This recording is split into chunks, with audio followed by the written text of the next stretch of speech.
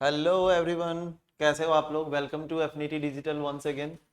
बहुत दिन हो गए थे आप लोगों से यहाँ डिजिटली मिले हुए, तो सोचा कि चलो एक बार फुल लेंथ टेस्ट 6 की सॉल्यूशन के साथ आपसे कुछ बातें भी कर लेते हैं। कैसा चल रहा है आप लोग का स्टडी। आई होप सब लोग अच्छे से प्रिपेयर कर लिए होंगे। इस बार फिर से मचा देने का है, अच्छा मार्क्स लेकर आने का है ना। और एफिनिटी का नाम फिर से ऊंचा करने का है ना। तो कई लोग बोल रहे थे कि कहाँ चले गए हो सर, आप तो डिजिटली आप दिखते भी नहीं हो। तो दोस्तों डिजिटली आने का टाइम नहीं मिल पा रहा था, है ना। बहुत सारे रिस्पॉन्सिबिलिटीज है, उन सबको ध्यान में रखते हुए फिर भी देखो मैंने टाइम निकाल लिया है और अभी हम आपके लिए लेकर आए हैं। तो आपको पता ही होगा इस बार नीट के पैटर्न में जो कुछ भी चेंजेस आए हैं, ऑप्शनल हट चुका है। बायो में इस बार 90 क्वेश्चन ही होंगे। आप लोगों से बस यही कहूँगा कि एनसीईआरटी बार बार पढ़िए, बार बार पढ़िए। 10 टाइम्स पढ़ दीजिए अगर आपके अंदर कैपेबिलिटी है तो। And trust your self, everything will be all right, है ना। तो इस बार फिर मचाने का है मेरे स्टूडेंट्स, और फिर से एफिनिटी का नाम ऊंचा करने का है। आई होप इस बार भी कोई धमाकेदार परफॉर्मेंस देगा, कोई क्या एक से ज़्यादा दे दे तो और मज़ा आ जाएगा, है कि नहीं। तो let's say without wasting our time we should discuss the 90 questions. I'll try to explain everything at large, but अगर आपको कहीं भी समझना आए तो आप कमेंट बॉक्स में जरूर लिखिएगा, है ना। Feel free to ask anything. Let's see. Alright, so test number हम लोग कौन सा लेकर आए आप देख ही सकते हैं, फुल लेंथ टेस्ट 6। अब तक फुल लेंथ 5 तक अगर किसी को अच्छे मार्क्स नहीं आए हैं तो बेटा और अच्छे से पढ़ो, और अच्छे से पढ़ो। अपने ऊपर भरोसा रखो, आपको बढ़िया ही मार्क्स आएगा, है ना।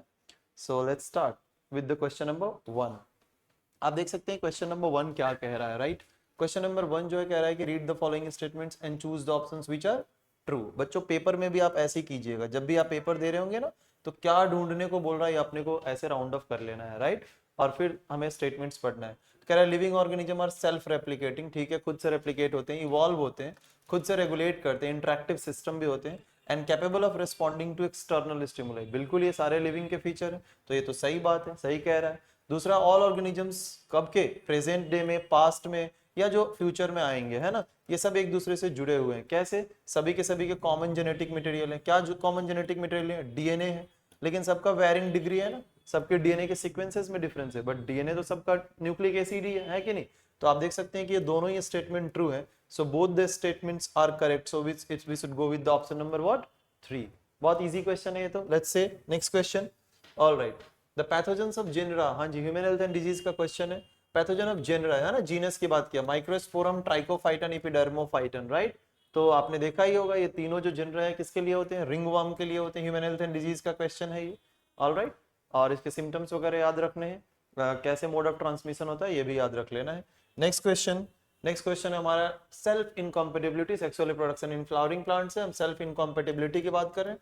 क्या है सेल्फ इनकॉम्पेटिबिलिटी बच्चों, अगर कोई भी बाइसेक्सुअल फ्लावर है, बाइसेक्सुअल फ्लावर अगर आप देख रहे हैं, तो अगर सेम फ्लावर का पॉलन है ना, सेम फ्लावर का पॉलन अगर इस स्टिग्मा पे लैंड कर जाता है तो इस पॉलन को जर्मिनेट नहीं होने देता। कैसे नहीं होने देता पता ही है आपको, दो तरीके से, या तो पॉलन को जर्मिनेट नहीं होने देगा, और अगर जर्मिनेट हो भी गया तो पॉलन ट्यूब की एंट्री को ओव्यूल के अंदर क्या कर देगा, रोक देगा। तो ये होता है सेल्फ इनकॉम्पेटिबिलिटी, एक जेनेटिक मैकेनिज्म है, क्लास में सिखा चुका हूं आप लोगों को, which prevents the self pollination, self pollen from fertilising the ovule, खुद के ही पॉलन से ओव्यूल को फर्टिलाइज होने से रोकता है। बिल्कुल सही बात है स्टेटमेंट 1। स्टेटमेंट 2 क्या कहता है, the bilobe nature of an anther is very distinct in longitudinal section. बेटा ये लॉन्गिट्यूडनल सेक्शन में तो दिखता ही नहीं है। क्यों नहीं दिखता है बच्चों, अगर अपन लॉन्गिट्यूडनल सेक्शन में जाएंगे तो अपने को एंथर कैसा दिखेगा वो देखिए।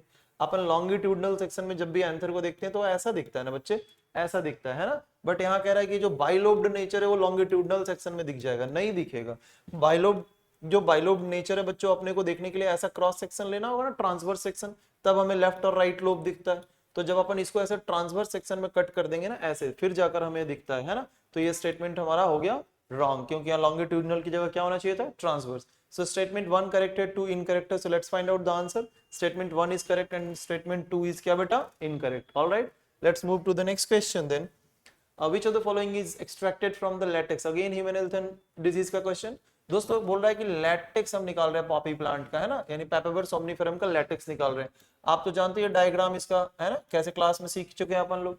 इस तरीके का जो इसका हमारे को जो बनता है स्ट्रक्चर, इसको हम कट लगाते हैं, कट लगाते हैं तो क्या निकलता है इससे, पहले एक व्हाइट मिल्की सिक्रीशंस निकलता है, फिर वो सूख जाता है, उसको अपन लोग क्या नाम दे देते हैं, लैटेक्स। अब उस लैटेक्स का हम क्या करते हैं, ले जाते हैं लेबोरेटरी में या जहां भी यूनिट है वहां रिएक्शन कराते हैं, है ना। तो उसके बाद एसिटाइलेशन कराते हैं, एसिटाइलेशन कराने के बाद वो बन जाता है डाइस्टाइल मॉर्फिन, है ना, जिसको हम जो प्रोडक्ट है व्हाइट बीटर क्रिस्टलाइन कलर का बन जाता है। तो देखिए क्या कहते हैं, latex of Poppy plant paper सोमनिफेरम, जिसको हम लेते हैं स्नॉटिंग से इंजेक्ट कर देते हैं, वो एक डिप्रेसेंट है, हमारे बॉडी फंक्शंस को स्लो डाउन कर देता है।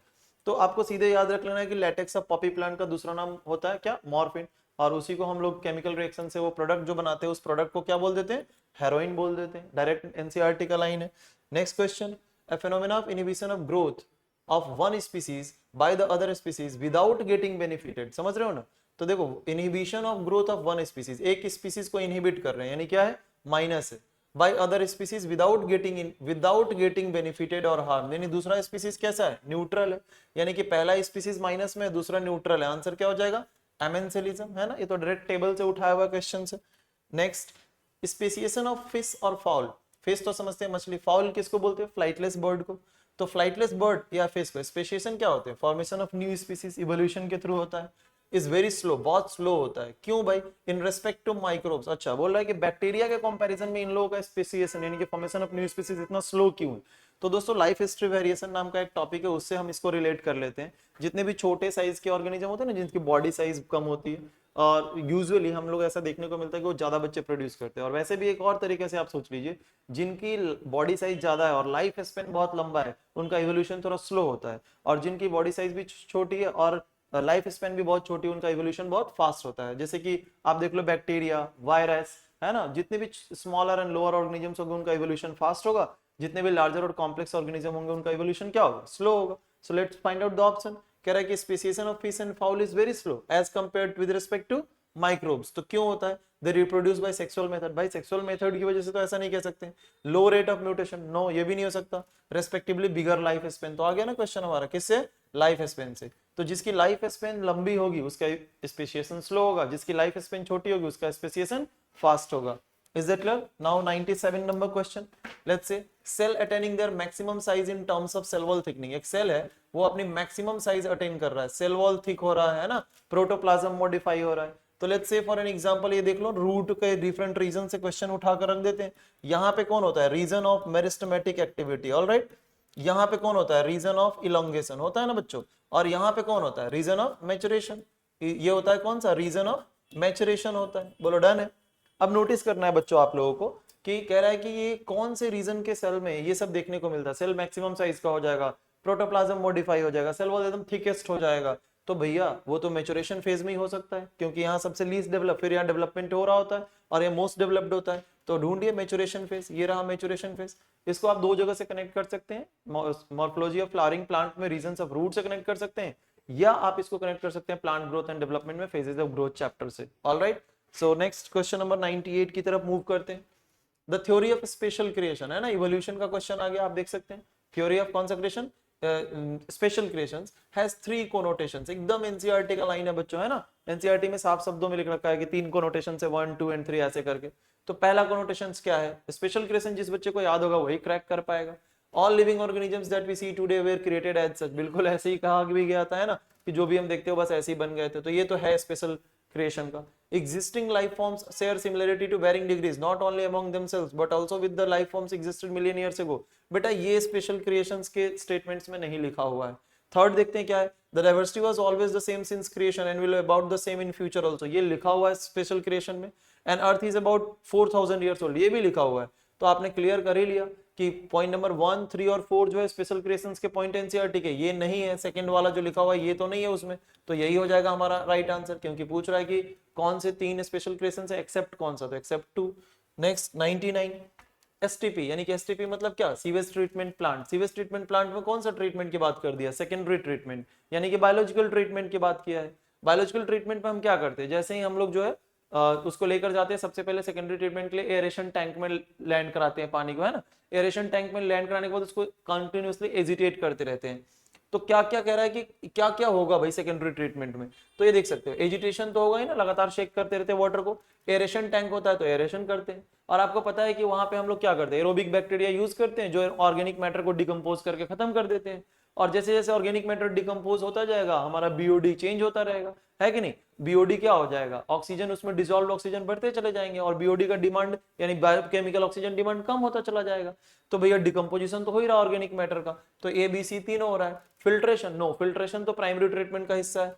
क्लोरिनेशन मतलब क्लोरीन एडिड, ये तो टर्शियरी ट्रीटमेंट या केमिकल ट्रीटमेंट का हिस्सा है। तो डी और ई तो होगा नहीं, ए बी सी, तो ढूंढते हैं ऑप्शन, ये रहा हमारा A B C, option number 1 हमारा राइट आंसर होगा 99 का। नेक्स्ट 100 की तरफ चलते हैं।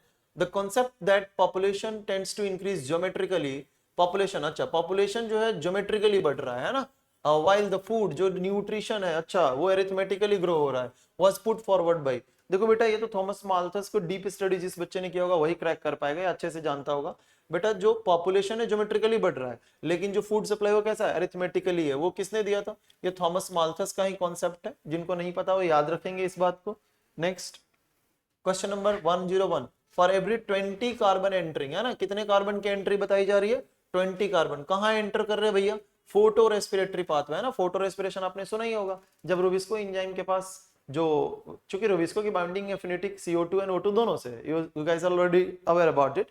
सो what you have to remember कि जब भी रुबिस्को एंजाइम से ऑक्सीजन इंटरेक्ट हो जाएगा वो RuBP प्लस O2, तो हमारे पास दो कंपाउंड बन जाते हैं, फॉस्फोग्लिसरेट एंड फॉस्फोग्लाइकोलेट। कहता है हमारा एनसीईआरटी एक वेस्टफुल प्रोसेस है, ऑलराइट मान लिया वेस्टफुल प्रोसेस है, बट जो फॉस्फोग्लिसरेट है और फॉस्फोग्लाइकोलेट है एक 3 कार्बन कंपाउंड है, 2 कार्बन कंपाउंड है, तो जो 2 कार्बन कंपाउंड हमारा ग्लाइकोलेट बनाना बच्चों, फॉस्फोग्लाइकोलिक एसिड, उसको हम लोग एक C2 साइकिल होता है जो आपके सिलेबस में नहीं है, C2 साइकिल की मदद से हम लोग वापस उसको RuBP रीजनरेट करने में हेल्प कर लेते हैं।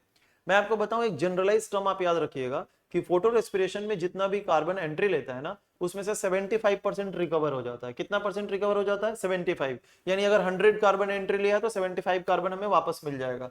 क्वेश्चन में कह रहा है कि कितना कार्बन एंट्री लिया है, 20 कार्बन एंट्री लिया है, तो 20 का 75% कितना हो जाएगा, अब आप ढूंढ लीजिए, 15 हो जाएगा। तो कह रहा है कि 20 carbon entering into photorespiratory pathway, how many carbons are recovered, कितना रिकवर हुआ, तो आपको बोला 75% रिकवर होगा, 20 का 75% कितना होगा, 15 carbon. Is it clear.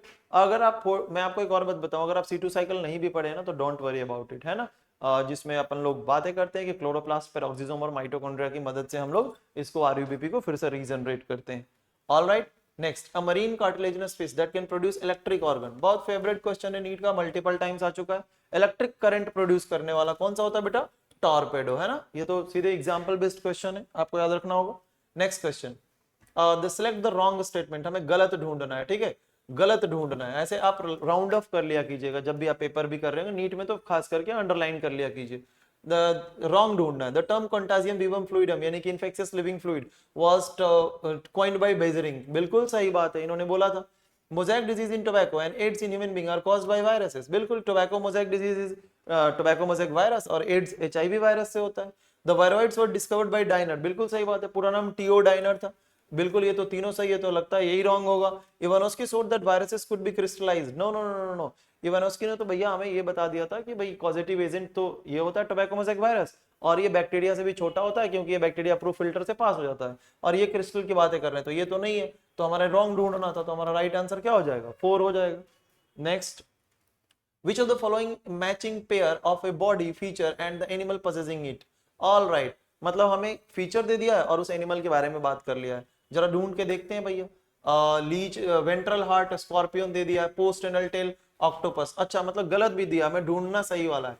Following is a matching pair of feature and the animal matching is, ventral heart scorpio दिया है, पोस्ट एनल टेल ऑक्टोपस दिया है, ventral central nervous system leech के बारे में दे दिया है, ओके, फेरेंजियल गिल स्लिट दे दिया, एम्ब्रियो एब्सेंट लिख दिया इन एम्ब्रियोनिक कैमेलियन। दोस्तों जहां तक मेरा नॉलेज कहता है कि ऐसा नहीं होगा, हमारे हिसाब से आंसर जो है 3 होना चाहिए। वेंट्रल सेंट्रल नर्वस सिस्टम होता है, आपको सिखाया गया होगा कि किस तरीके से वो डबल वेंट्रल नर्व कॉर्ड से कनेक्टेड होता है, तो मेरे हिसाब से आंसर ये होगा, है ना। पोस्ट एनल टेल ऑक्टोपस में तो होता नहीं, वो कॉर्डेट्स में हम सीखते हैं। स्कॉर्पियन में वेंट्रल की जगह अपन डॉर्सल बोल देंगे। फेरेंजियल गिल स्लिट एब्सेंट लिखा है, एब्सेंट नहीं, यहाँ क्या होगा, प्रेजेंट होगा, एम्ब्रियोनिक स्टेज में होता है। तो हमें ढूंढना है कि राइट मैचिंग कौन सा है, तो यही है best, ventral central nervous system in the leech. समझ रहे हैं ना आप लोग तीनों में, यहाँ पे वेंट्रल की जगह डॉर्सल कर लीजिए आप, पोस्टरल टेल ऑक्टोपस में होता नहीं है, और अगर हम ventral central nervous system leech में होता है, इनकी खासियत होती है गिल स्लिट एब्सेंट की जगह यहाँ क्या होगा, प्रेजेंट होगा एम्ब्रियोनिक स्टेज में। नेक्स्ट क्वेश्चन की तरफ हम बढ़ते हैं। In which of the following group cell wall forms two thin cell wall की बात कर रहा है ना, किसमें? सेल वॉल दो ओवरलैपिंग थिन सेल बनाएगा जो कि फिट टुगेदर हो जाएंगे। एनसीईआरटी लिखता है सोप बॉक्स की तरफ फिट हो जाएंगे। एक इपीथीका होता है और एक हाइपोथीका होता है, दोनों फिट टुगेदर होकर सोप बॉक्स लाइक बना देते हैं। तो वो किसमें देखने को मिलता है बेटा? क्रीजोफाइट्स का ये पॉइंट है ना, प्रोटिस्टा किंगडम में जो अपन पढ़ रहे थे क्रीजोफाइट्स, वहां ये बात लिखा हुआ है। नेक्स्ट क्वेश्चन है digestive system of cockroach is characterised by. Alright, तो देखिए कॉकरोच, कई लोग मेरे से पूछ रहे थे ना कि कॉकरोच का क्वेश्चन आएगा भैया, एक दिया गया है ना। अब अगर आपने कॉकरोच नहीं पढ़ा है तो मैं आपको एक फॉर्मूला बोलूंगा कि चांसेस तो बहुत कम है आने का, लेकिन फिर भी आप एक बार रीडिंग मार लीजिए एनसीईआरटी का, ठीक है? और कोई डाउट हो तो फील फ्री टू आस्क, है ना, एनी टाइम। देखिए कह रहा है कि digestive system of cockroach is not characterised by, हमें क्या गलत ढूंढना है ना।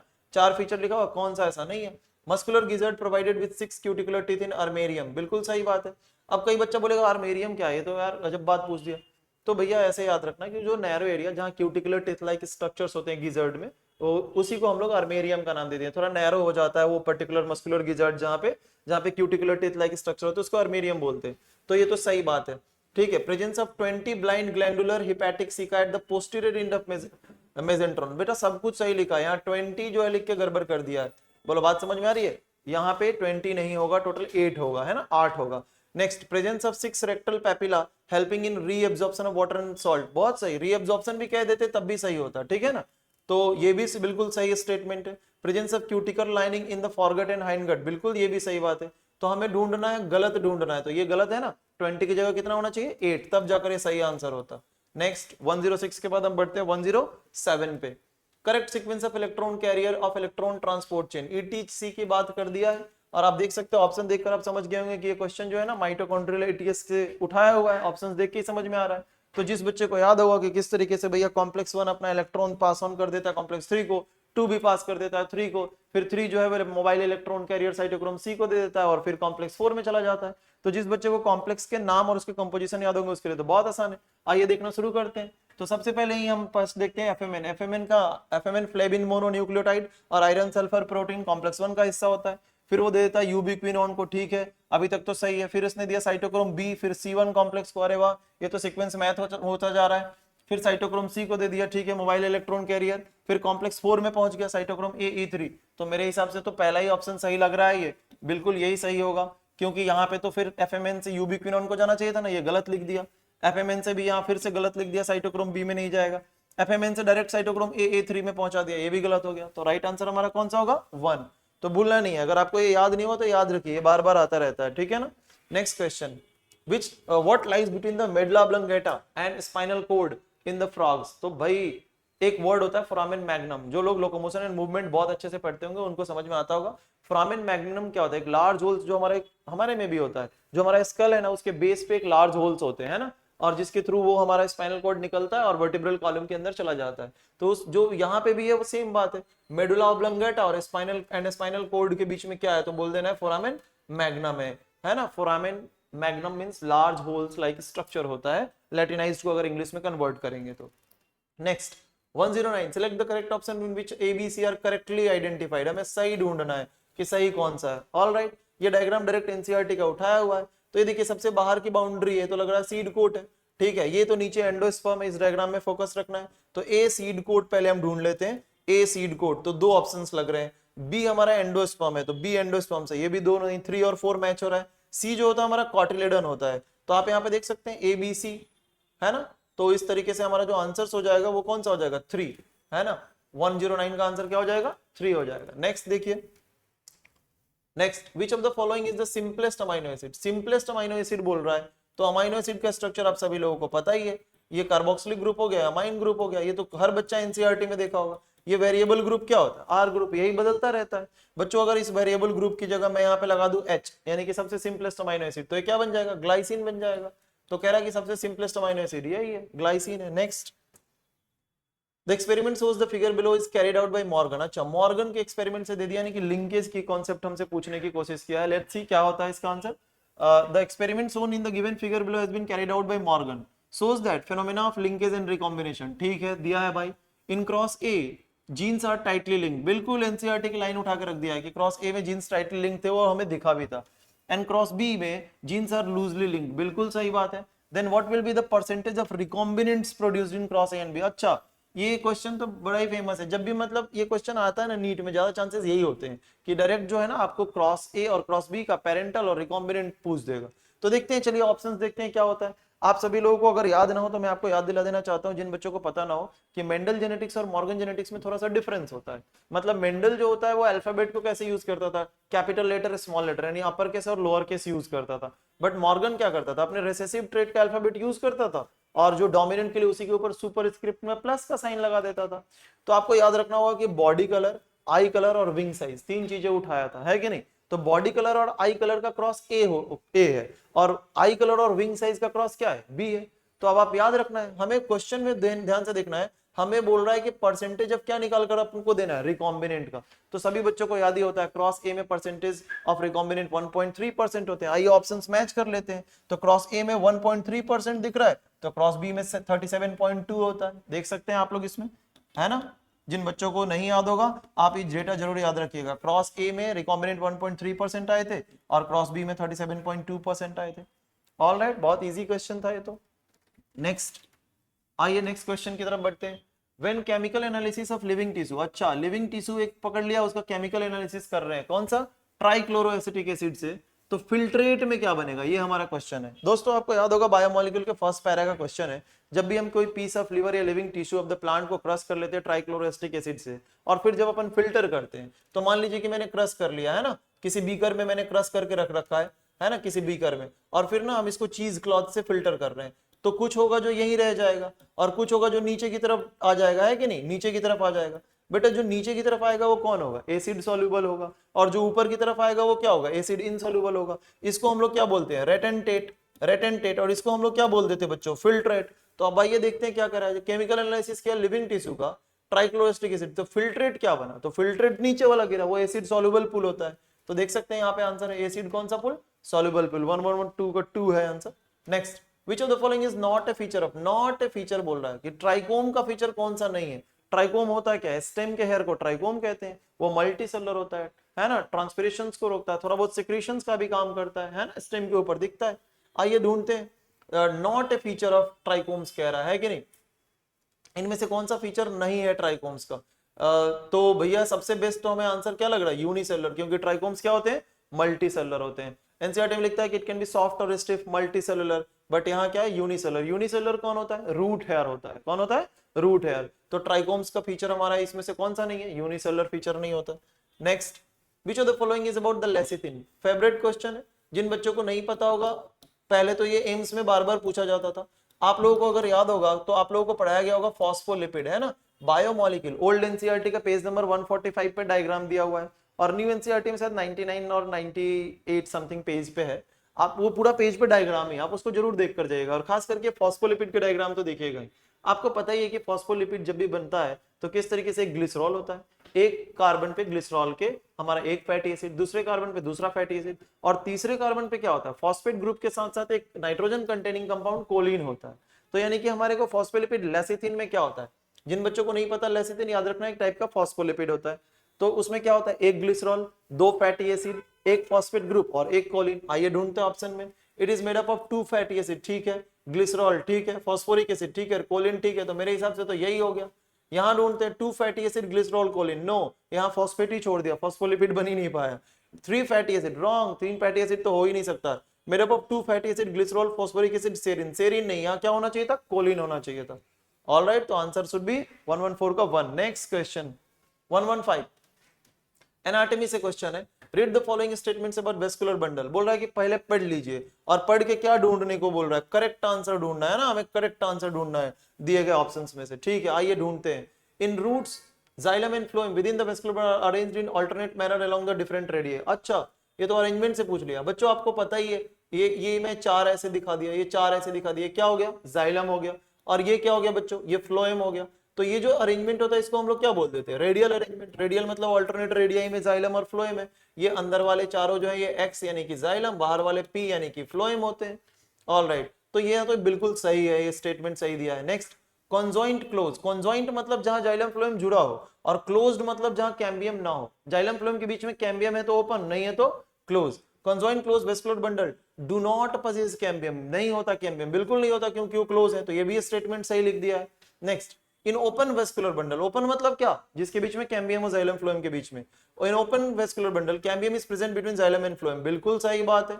Next, the vascular bundle of dicot stem, अच्छा अब डाइकोट स्टेम की बात कर रहा है, ठीक है।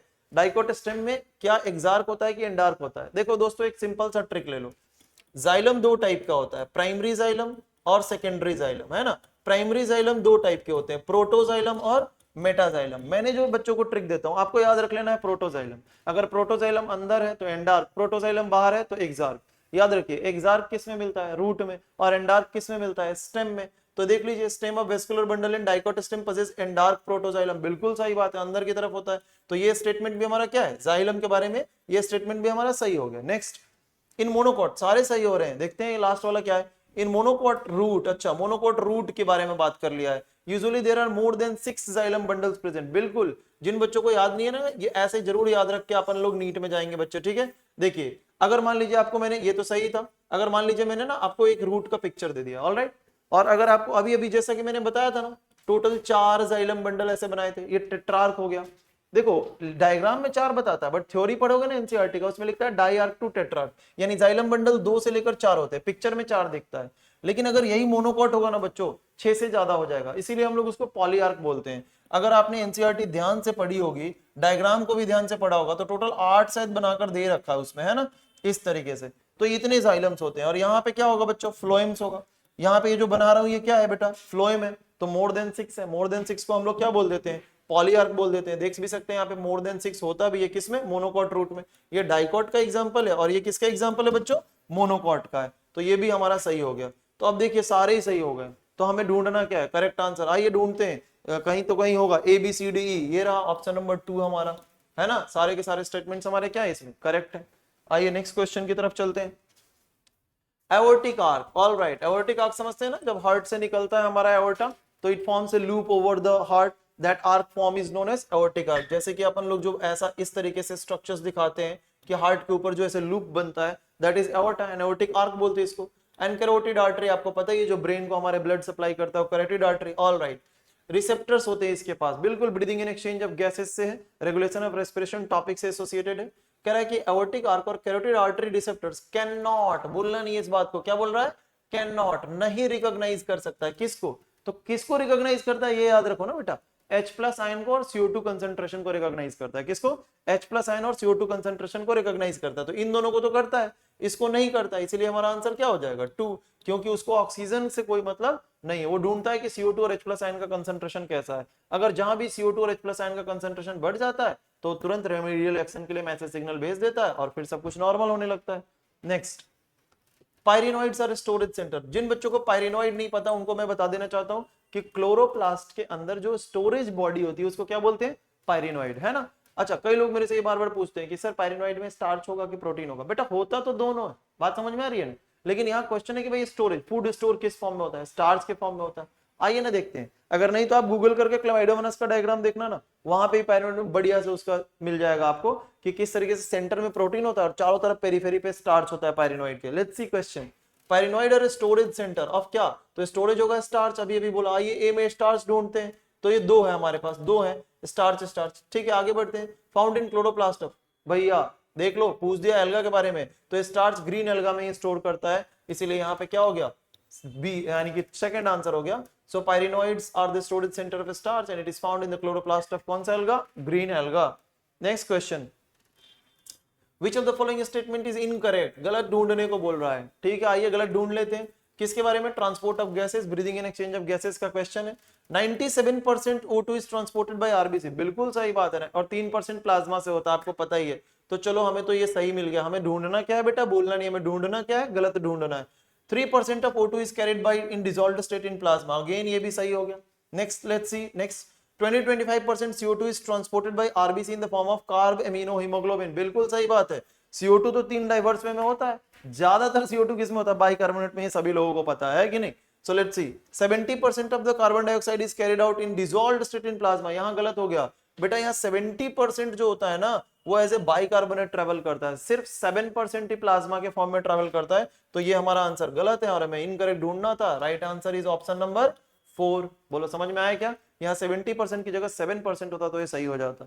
Next, N autosomal recessive disorder, all right, disorder कैसा है, ऑटोसोमल रिसेसिव डिजीज है, okay. Substitution of glutamic acid by valine, ये तो सबसे आसान क्वेश्चन हो गया मुझे लगता है इस चैप्टर का।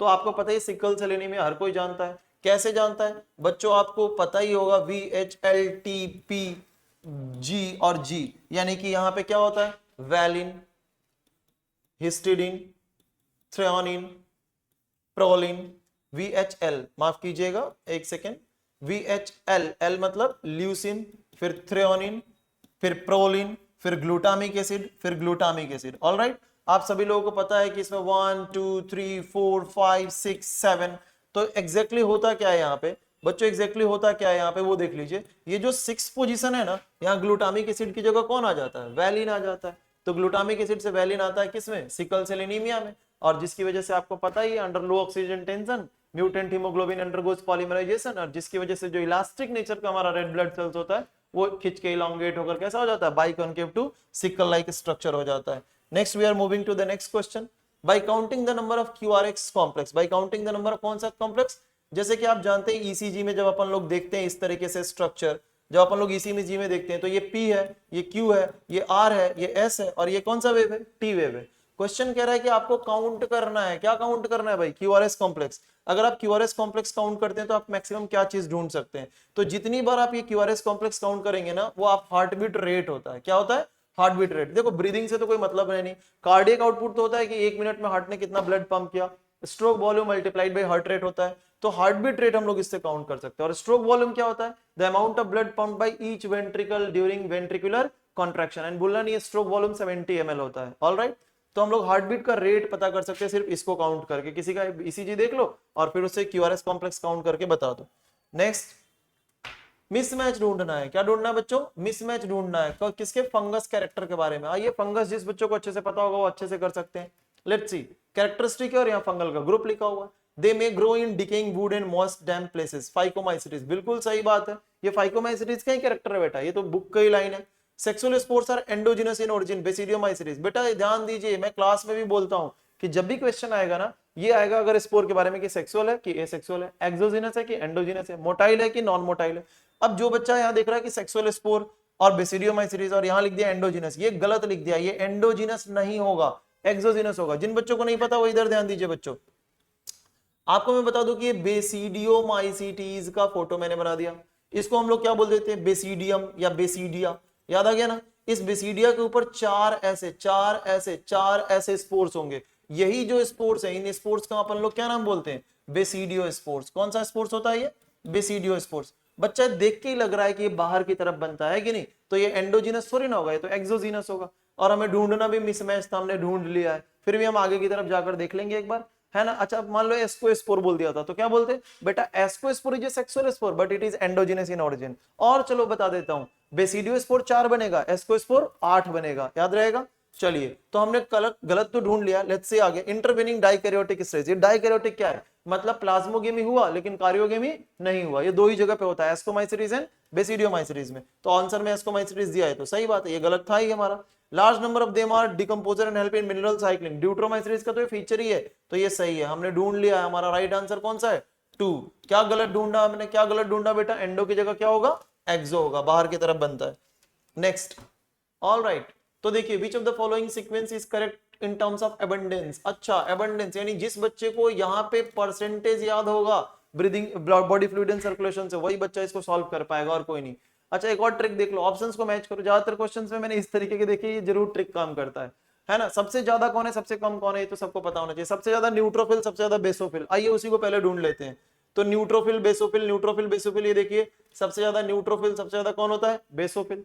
तो जिस बच्चे को याद नहीं है उनके लिए आप जरूर एनसीईआरटी ओपन करके याद कर लीजिएगा, 65%, 0.5 to 1%, 20-25%, फिर 6 to 8 और इस तरीके से। तो ये सीक्वेंस है, मेरे को तो याद है तो मैंने लगा दिया बेटा इसमें। न्यूट्रोफिल, फिर लिम्फोसाइट्स होता है, फिर मोनोसाइट होता है, फिर इओसिनोफिल और फिर बेसोफिल होता है ना। तो अगर यही सीक्वेंस 100% मैच हो गया तो ये तो होगा ही नहीं। ऑलराइट, तो अबंडेंस यानी कि सबसे ज्यादा से सबसे कम की तरफ हमें जाना था। नेक्स्ट, इन ए फ्लावरिंग प्लांट अगर साइटोकाइनिन आर नॉट, भूलना नहीं है, यहां क्या लिख दिया बेटा, नॉट सिंथेसाइज, साइटोकाइनिन बन ही नहीं पाया प्लांट में, है ना, साइटोकाइनिन बन नहीं पाया। Then effects which would most probably be seen in plant, तो सिंपल सी बात है, अगर मान लो किसी प्लांट में साइटोकाइनिन नहीं बना तो क्या क्या दिखेगा, तो भैया जो काम साइटोकाइनिन करता होगा वो नहीं हो पाएगा, वही दिखेगा। बात समझ में आ रही है? क्योंकि क्वेश्चन पकड़िए, अगर साइटोकाइनिन नहीं बना तो क्या हो, साइटोकाइनिन नहीं बना तो जो काम साइटोकाइनिन करता होगा वो नहीं होगा, सिंपल सी बात है। लेट्स सी, तो हमें देखना है कि बिना साइटोकाइनिन के क्या क्या हो सकता है। देखिए कह रहा है कि inhibition of lateral shoot growth, भैया आप बताओ साइटोकाइनिन नहीं होगा तो लेटरल शूट ग्रोथ ही नहीं होगा, तो वो रुक जाएगा, क्योंकि साइटोकाइनिन का काम क्या होता है, लेटरल शूट ग्रोथ को, लेटरल बड को बढ़ाता है, और यहाँ रुक जाएगा। क्यों रुक जाएगा? क्योंकि ये बन ही नहीं पाया, तो ये तो सही बात है, ऐसा होगा, हमारे को दिखेगा। Let's say next, inhibition of nutrient mobilisation, alright, inhibition of nutrient mobilisation कह रहा है, तो बिल्कुल न्यूट्रिएंट मोबिलाइज करता है वो, अब यहाँ पे रुक जाएगा। क्यों रुक जाएगा? क्योंकि बना ही नहीं। चलो ये भी हमें देखने को मिलेगा। प्रोमोट लीफ सेनेसेंस, बेटा ना साइटोकाइनिन जो होता है ना लीफ सेनेसेंस को डिले करता है, अगर साइटोकाइनिन नहीं है तो लीफ सेनेसेंस प्रमोट हो जाएगा, बिल्कुल ये दिखेगा। Next, inhibition of cell division at growing region, आपको पता ही है सेल डिवीजन काम ही साइटोकाइनिन का है, अगर साइटोकाइनिन नहीं बना तो सेल डिवीजन रुक जाएगा, इनहिबिट हो जाएगा, तो ये भी, तो यानी कि सारे के सारे देखने को मिल जाएंगे। ढूंढते हैं ऑप्शन ABCD, ये रहा। बोलिए बात समझ में आ रही है? 123 का आंसर क्या होगा? 4। नेक्स्ट देखिए, मजा आ रहा है ना, ज्यादा स्पीड तो नहीं है। ऑलराइट, चलिए देखते हैं। टेरेस्ट्रियल एनिमल है, जमीन पे रहने वाला एनिमल, आ गया क्वेश्चन कहां से? Excretory product and their elimination से। शुरुआत में ही बता दिया है कि 3 तरीके के ऑर्गेनिज्म होते हैं, कौन कौन से? अमोनोटेलिक, यूरियोटेलिक एंड यूरिकोटेलिक, है ना। तो भैया जो जमीन पे होते हैं वो पानी बचाएंगे, जो पानी में डूब के मस्त मजे से रह रहे हैं उनको एक्सक्रीशन के दौरान पानी बचाने की जरूरत नहीं है। तो सिंपल से याद रखिए, सबसे ज्यादा पानी किसको चाहिए होता है? वो अपने एक्सक्रीटा को रिलीज करने के लिए अमोनोटेलिक, और क्योंकि अमोनिया बहुत टॉक्सिक भी होता है। तो जो जमीन पे रहते हैं उनका मेन पर्पस क्या होता है? हमें किसी तरीके से ना अपनी एक्सक्रीटा को भी बाहर निकालना है और पानी भी लॉस नहीं होने देना है। आइए ढूंढिए, must be able to excrete large amount of water in urine, नहीं नहीं नहीं, they cannot afford to excrete large amount of water through urine. Next, they conserve water, सही बात है, उनको पानी बचाना होगा। Actively pump salt out through the skin, no no no, ऐसा ज्यादातर नहीं होता है, salt skin से नहीं निकालते। Excrete large amount of salt in urine, बहुत large amount में नहीं होते, but होते हैं, मैं आपको बता देना चाहता हूँ कि little bit amount of salt होता है, लेकिन जो मेन हमारा ऑप्शंस के हिसाब से हमें चलना होता है ना, तो बोल रहा है टेरेस्ट्रियल एनिमल को क्या करना चाहिए? उनको पानी बचाना चाहिए, है ना, जो जमीन पे उनको less water remove, less water eliminate करना है ड्यूरिंग एक्सक्रीशन प्रोसेस। नेक्स्ट 125 दो क्लोजली रिलेटेड स्पीसीज हैं, ठीक है भाई, दो क्लोजली रिलेटेड है ना, क्लोजली रिलेटेड बोल रहा है, कॉम्पीट कर रहे हैं किसके लिए? रिसोर्सेज सेम है, एक ही रिसोर्सेज के लिए, जैसे आप लोग एक ही सीट के लिए इतने लाख लोग फाइट कर रहे हो, वैसे ही दो क्लोजली रिलेटेड स्पीसीज है competing for the same resources, can not को एग्जिस्ट इंडेफिनेटली, लंबे समय तक एक साथ रह ही नहीं सकते हैं। ऑब्वियस सी बात है, जो सुपीरियर होगा वो जिएगा, जो इंफीरियर होगा वो एलिमिनेट हो जाएगा। तो कह रहा है कि द कंपैरेटिवली इंफीरियर जो है ना, जो कमजोर है, वन इज एवेंचुअली एलिमिनेटेड, वो एलिमिनेट हो जाएगा, then this interaction is known as, तो आपको पता ही है, तो सीधे सीधे एनसीईआरटी का लाइन है, गॉस कॉम्पिटिटिव एक्सक्लूजन प्रिंसिपल का लाइन है।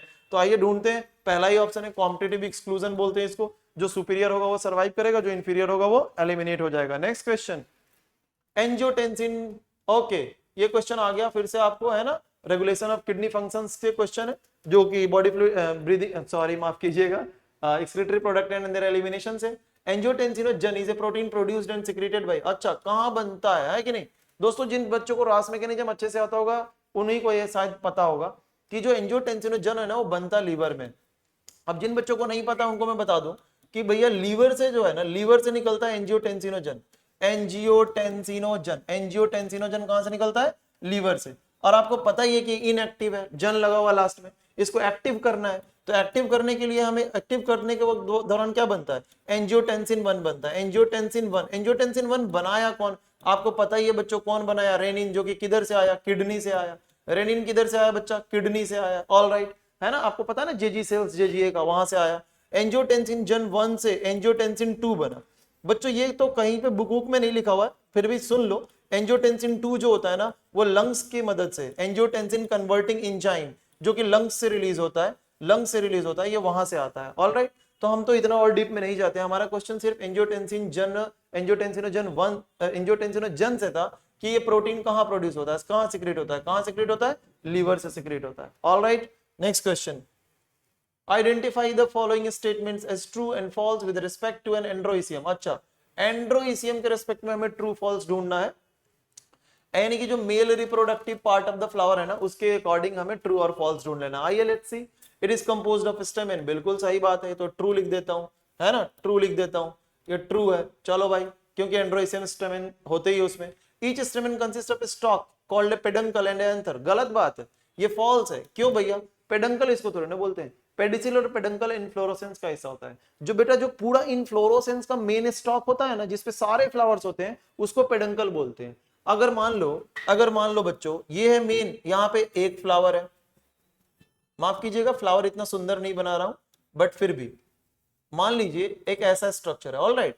तो बच्चों ये जो मेन फ्लोरल स्टॉक है ना, मेन फ्लोरल स्टॉक जिसके ऊपर सारे फ्लावर बेस्ड है, ये पेडअंकल है, पेडअंकल है ना।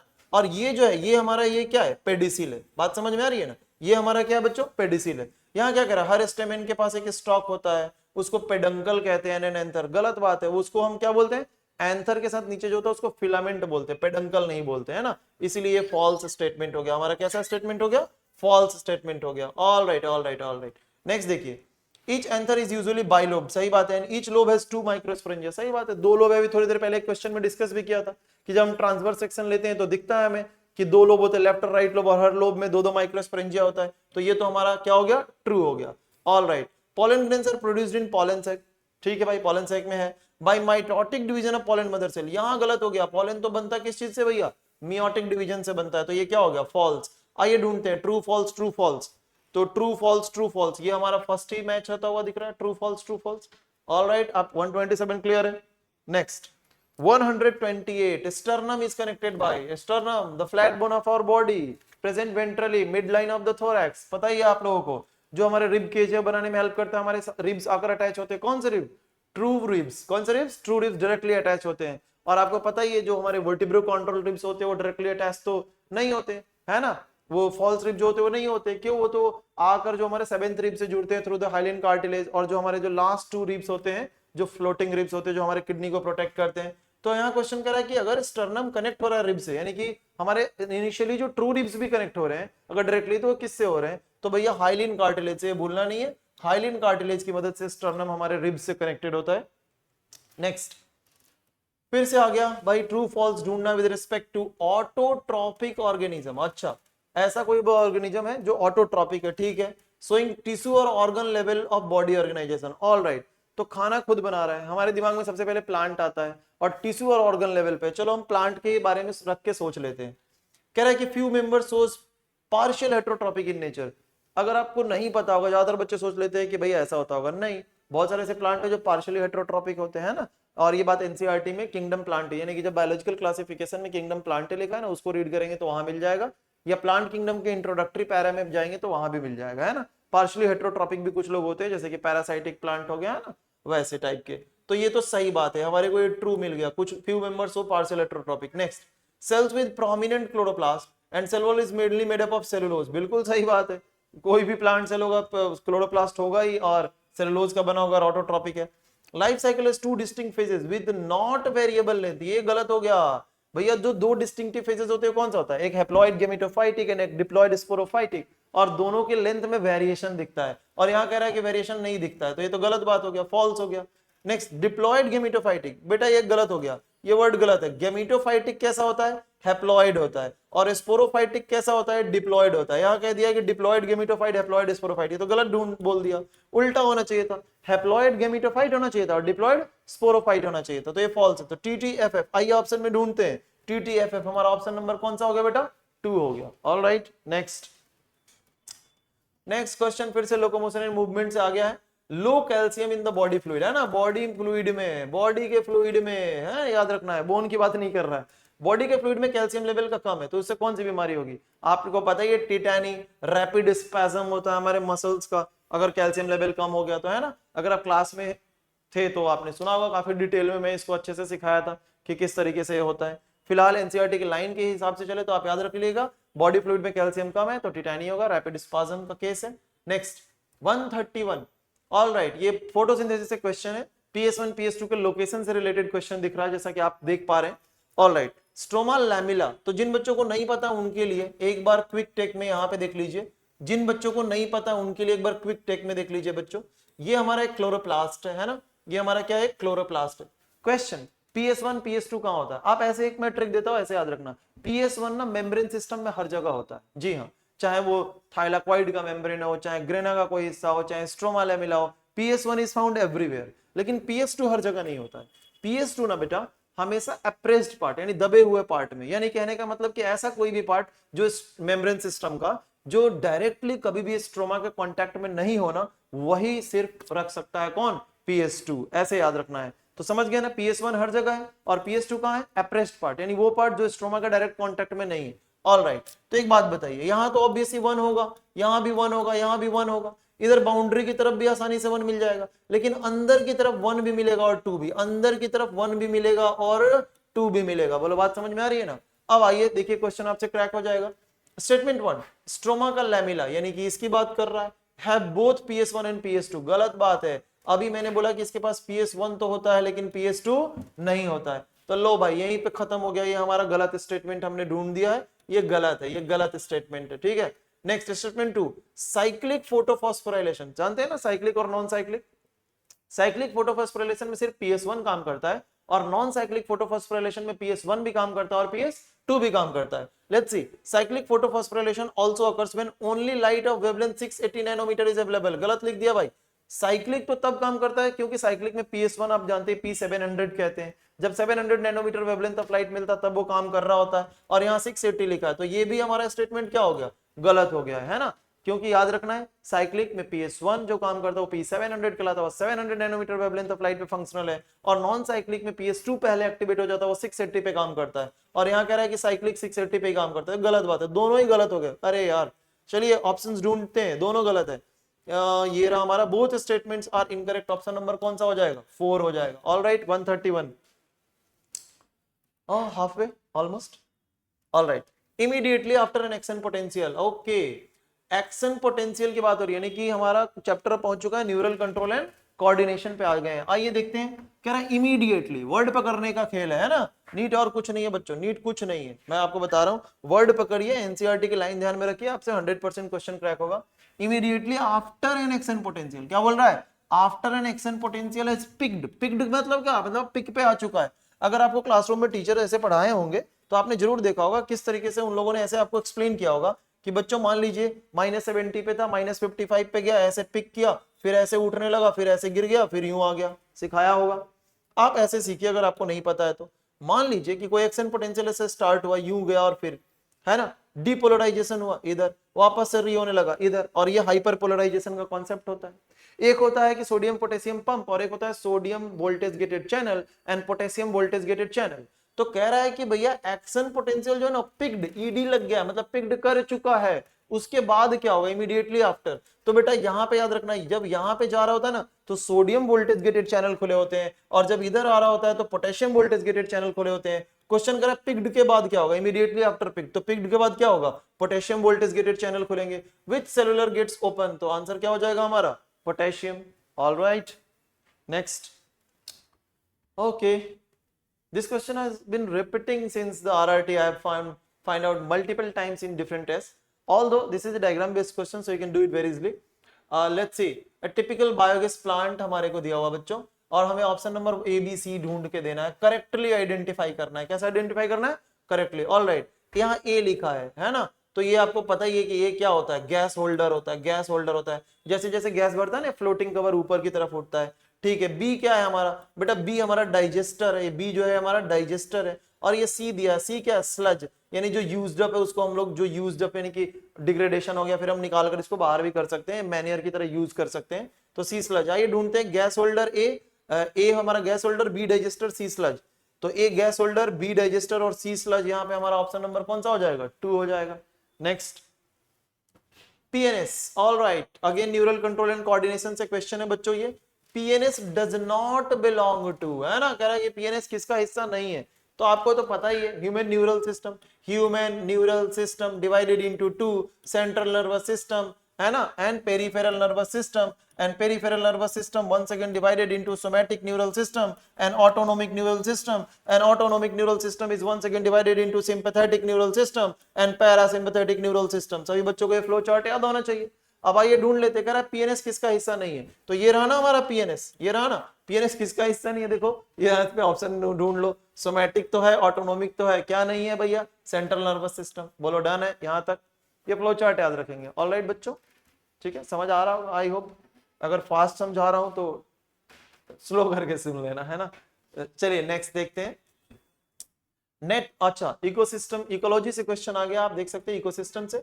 नेट प्राइमरी प्रोडक्टिविटी, है ना, हमारे को क्वेश्चन पूछ लिया किससे बेटा, NPP is the gross primary productivity minus, अरे भाई तो ये तो सभी बच्चों को पता है ना, क्या है भाई, एनपीपी क्या होता है, जीपीपी यानी कि जितना प्रोड्यूसर्स यानी प्लांट जो बनाए टोटल बायोमास वो जीपीपी माइनस आर, आर मतलब रेस्पिरेटरी लॉस, रेस्पिरेटरी लॉस मतलब क्या, वही कार्बन कार्बन बॉन्ड तोड़ के एनर्जी निकालेंगे मेटाबॉलिक प्रोसेस के थ्रू, तो जो बच जाएगा वो क्या होता है, एनपीपी। बेटा ये एनपीपी अवेलेबल होता है हर्बीवोर्स को, जो लोग प्लांट के ऊपर फीड करते हैं, और ये प्लांट टोटल बायोमास बनाते हैं।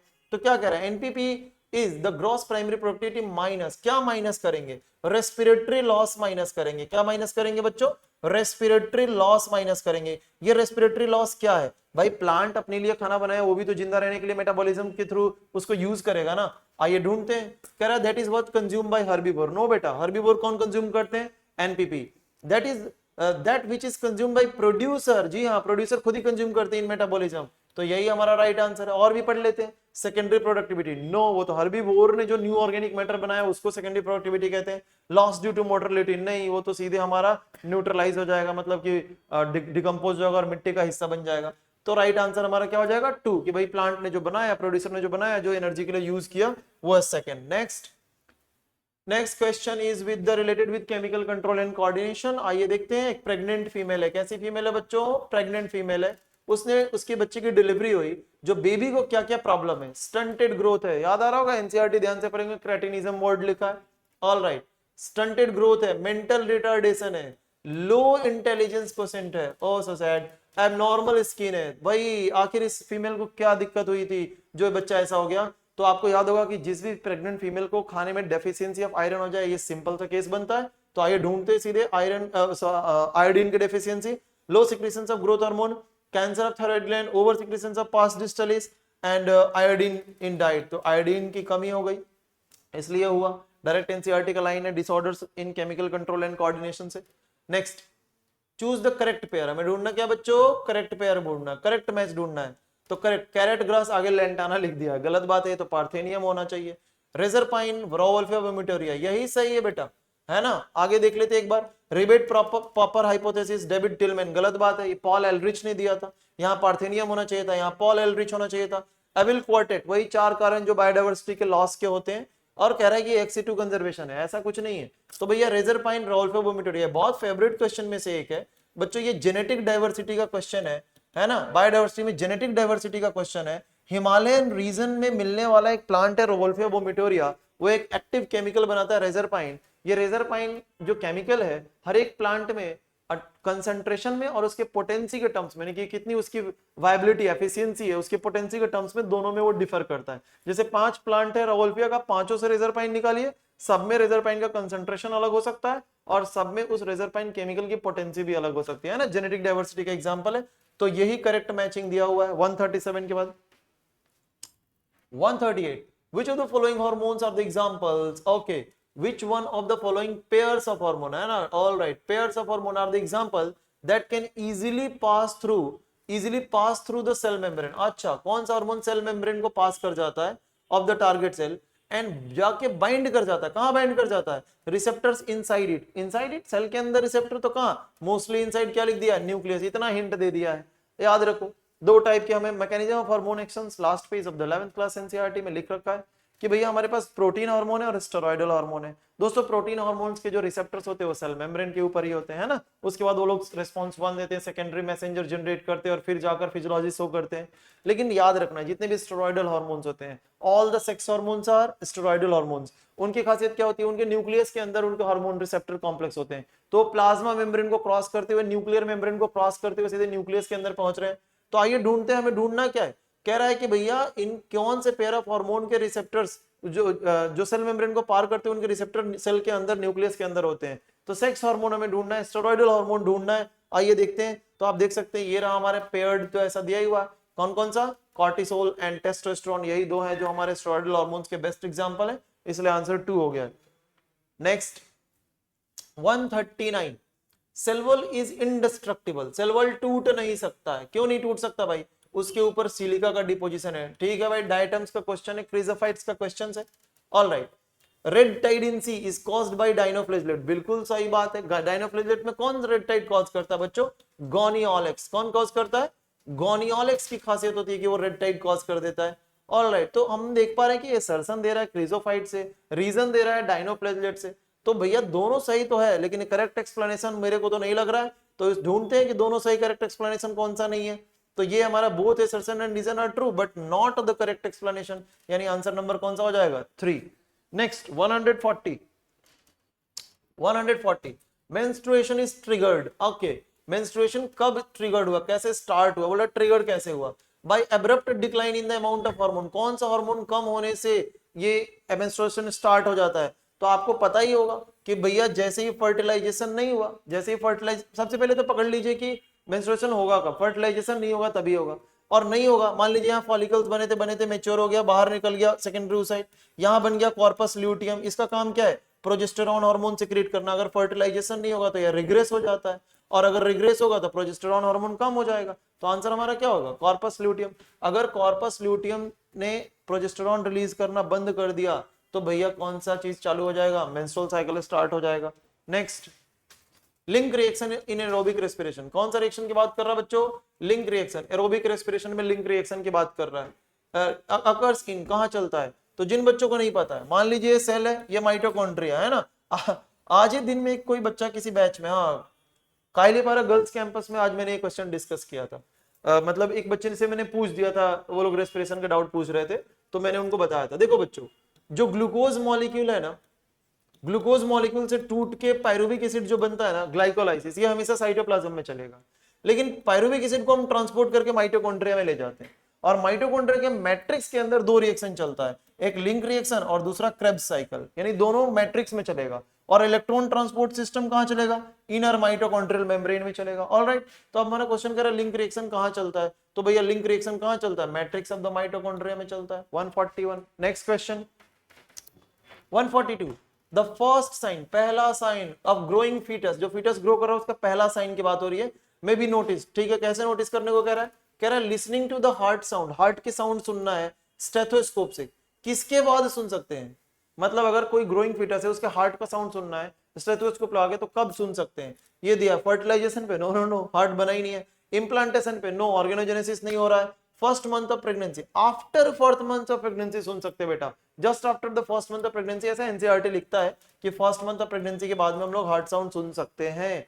Next, which of the following group of plants belong to family Solanaceae? All right, हमें कौन सा फैमिली की बात कर रहा है? Solanaceae। प्लांट फैमिली में Solanaceae बच्चों आप लोगों को याद होना चाहिए।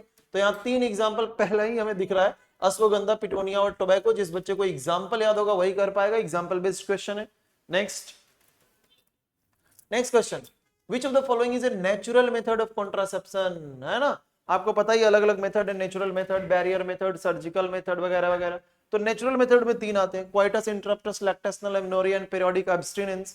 तो आप देख लेते हैं इनमें से कौन सा नेचुरल मेथड है। लैक्टेशनल एमनोरिया, क्या होता है लैक्टेशनल एमनोरिया? आफ्टर पार्चुरेशन, अगर कोई मदर इंटेंस फीडिंग करा रही है तो भैया उस वक्त मेंस्ट्रुएशन नहीं चलता, ओव्यूलेशन नहीं होता है, तो उस वक्त जो है आई मीन दो कॉन्ट्रासेप्शन के चांसेस जो होते हैं वो बहुत ही, इस तरीके से आप कह सकते हैं कि द ओव्यूलेशन ही नहीं होगा और फर्टिलाइजेशन ही नहीं होगा, मेंस्ट्रुअल साइकिल ही नहीं चलेगी, तो किसी भी तरीके के प्रेगनेंसी एंड फर्दर डेवलपमेंट की कोई गुंजाइश ही नहीं है। तो lactational amenorrhoea is the method जहां पे इंटेंस लैक्टेशन कराती हुई फीमेल आफ्टर पार्चुरेशन, उनमें मेंस्ट्रुएशन एंड ओव्यूलेशन नहीं होता।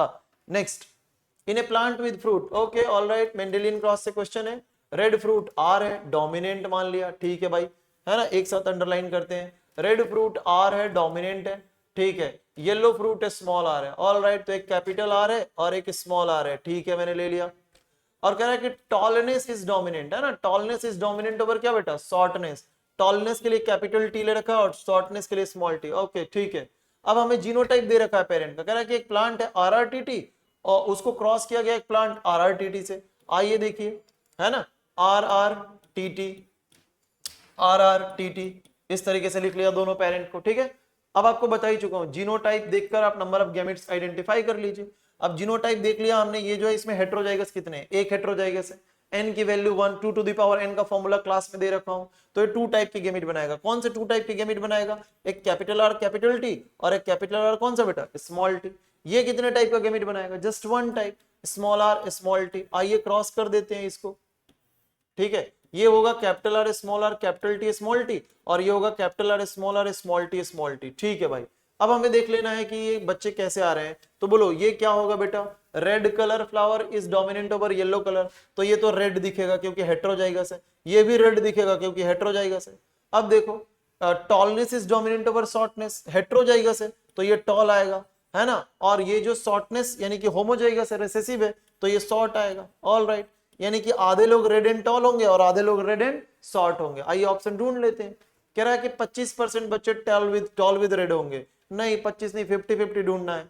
50% will be tall with red fruit, सही बात है, टॉल विद रेड फ्रूट आ चुका है, टॉल विद रेड फ्रूट 50% आ चुका है। 75% तो होगा नहीं, all offspring will be tall and red, no, आधे टॉल रेड टॉल है और आधे रेड शॉर्ट है। तो आंसर हमारा कौन सा हो गया? 2। आपको कुछ नहीं करना है, जीनोटाइप पकड़ के क्रॉस बना देना है और फिर फिनोटाइप लिख के रख में और आंसर मैच कर देना है। Next, Which of the following complications are not related to STD? क्या बोल रहा बच्चा? नॉट रिलेटेड कह रहा है कि कौन सा सेक्सुअली ट्रांसमिटेड डिजीज से रिलेटेड नहीं है, रिप्रोडक्टिव हेल्थ का क्वेश्चन है। तो पेल्विक इन्फ्लेमेटरी डिजीज होता है भाई, बिल्कुल सिम्टम्स में आता है। स्टिल बर्थ होता है, एक्टोपिक प्रेगनेंसी होती है। अच्छा ये तो नहीं होता, एरिथ्रोब्लास्टोसिस फिटलिस, ये तो बॉडी फ्लूइड एंड सर्कुलेशन में RH इनकॉम्पेटिबिलिटी का क्वेश्चन है। बोलना नहीं है, क्वेश्चन और आता है एरिथ्रोब्लास्टोसिस फिटलिस में मदर हमेशा कैसी होती है? RH नेगेटिव होती है। तो हमारा क्वेश्चन सेक्सुअली ट्रांसमिटेड डिजीज से था और ये RH इनकॉम्पेटिबिलिटी का बात बोल दिया है, तो ये फर्स्ट 3 होगा, फोर्थ नहीं होगा। सो हमें ढूंढना है कि विच of the following complication is not related. तो नॉट रिलेटेड कौन है? डी नहीं है, तो आंसर हमारा क्या हो जाएगा? 3। बोलो बात समझ में आ रही है? Next 147। All right, match the following column and choose the correct option. ठीक है भाई, फिर से फोटोसिंथेसिस से क्वेश्चन है। फोटोलाइसिस ऑफ वाटर किससे एसोसिएटेड है? बच्चों फोटोलाइसिस ऑफ वाटर PS2 करता है ना। अगर आपको याद ना हो, ये थाइलाकोइड का मैंने मेम्ब्रेन बना दिया, अगर मैं यहाँ कर दिया यहाँ पे PS2 और यहाँ मैंने कह दिया PS1 है, तो भैया आपको पता ही है कि वाटर टूटने का काम जो है वो किससे एसोसिएटेड होता है? PS2 से होता है। ठीक है, नेक्स्ट, तो इसका आंसर हमारा PS2 हो गया। सिंथेसिस ऑफ ATP ओनली, सिर्फ ATP किस में बनता है? साइक्लिक में। ठीक है, सिंथेसिस ऑफ ATP NADPS दोनों किस में होता है? नॉन साइक्लिक में। साइक्लिक में सिर्फ ATP बनता है, नॉन साइक्लिक में ATP NADPS दोनों बनता है। बट याद रहे सब कुछ डाउनहिल में बनता है। ठीक है, रेडॉक्स पोटेंशियल स्केल पे रखते हैं, डाउनहिल में बनता है। And present in stroma lamella, अभी थोड़ी देर पहले डिस्कस हुआ था इसके लोकेशन पे। स्ट्रोमा लैमिला में सिर्फ PS1 ही मिलता है, तो इसका आंसर जो हमारा क्या हो जाएगा? ये 1 हो जाएगा। तो हमारा क्या है? 1 2 3 और 4, जो ये है A का हो जाएगा 2 और B का लिख लेते हैं यहाँ पे, A का 2, B का हमारा 3 हो गया, C का हमारा 4 हो गया और D का हमारा 1 हो गया। 2 3 4 1 ढूंढते हैं, 2 3 4 1 ये रहा हमारा आंसर। नेक्स्ट देखिए, how many recombinant therapeutics have been approved for human use in the world over? बेटा बायोटेक एप्लीकेशन से क्वेश्चन है, ये रिकॉम्बिनेंट थेरेप्यूटिक्स का क्वेश्चन है, बायोटेक एप्लीकेशन से मेडिसिन टॉपिक में लिखा है। देखो पूरी दुनिया में 30 रिकॉम्बिनेंट थेरेप्यूटिक्स है और पूछे कि इंडिया में कितना है, पूछे इंडिया में कितना है, तो एनसीईआरटी कहता है कि इंडिया में 12 है ना, एनसीईआरटी का डेटा है। तो भैया पूरी दुनिया में वर्ल्ड ओवर पूछा था, वर्ल्ड ओवर में कितने recombinant therapeutics use for human use के लिए अप्रूव किया जा चुके हैं? 30, और वर्ल्ड में 30 और इंडिया में 12। Next, which of the following is correct for red tide? भाई रेड टाइड के लिए पूछना है, कह रहा है कि करेक्ट ढूंढना है उस ऑर्गेनिज्म के लिए जो रेड टाइड कॉज करता है। बच्चों आपको याद रखना है कि रेड टाइड कॉज करने वाला ऑर्गेनिज्म कौन है? गोनियोलेक्स है। लेट्स सी, और उसके लिए करेक्ट स्टेटमेंट ढूंढना है। Let's C, cellulose stiff cellulosic plate on inner surface, ये गलत हो गया, इनर नहीं, क्या होगा यहाँ पे? आउटर सरफेस, ये गलत बोल दिया। Presence of photosynthetic pigment as chlorophyll A and C, सही बात है, ये होता है, अगर आपको याद ना हो तो याद रखिएगा। ये रिलीज करता है टॉक्सिन, बिल्कुल टॉक्सिन रिलीज करता है, बहुत सारे मरीन एनिमल्स की डेथ हो सकती है इससे। चीफ प्रोड्यूसर इन नेशन, ये गलत बात है, क्योंकि ये ना क्रीजोफाइट्स का पॉइंट है, जो 4th D पॉइंट है ना क्रीजोफाइट्स का, चीफ प्रोड्यूसर ऑफ एसेंस, जहां पे डायटम्स डेस्मिड्स जिस पैरा में पढ़ा हुआ वहां लिखा हुआ है। नेक्स्ट, अब हम गोनियोलेक्स की बात करें जो कि डाइनोफ्लैजेलेट होता है और ये क्रीजोफाइट के पॉइंट, इसलिए गलत। Have 2 flagella, one lies longitudinally and other transversely. बच्चों अगर आपको याद ना हो, जिन बच्चों को याद ना हो उनके लिए आपने देखा होगा कि इस तरीके से स्ट्रक्चर होता है, एक फ्लैजिला जो होता है इधर से होता है, एक फ्लैजिला इधर होता है, 2 फ्लैजिला दोनों 90 डिग्री पे होता है, ट्रांसवर्स होता है, एक लॉन्गिट्यूडनल होता है। तो 2 फ्लैजिला होते भी है इस गोनियोलेक्स का, ये पिक्चर मैंने ड्रॉ कर दिया और ये सही बात है। तो आइए ढूंढते हैं, हमें ढूंढना क्या था बच्चों, करेक्ट ढूंढना था। तो करेक्ट कौन सा, बी सी और ई, ऑप्शन ढूंढते हैं बी सी ई, बी सी ई, ये रहा B C and E, option number 1 हमारा करेक्ट हो गया।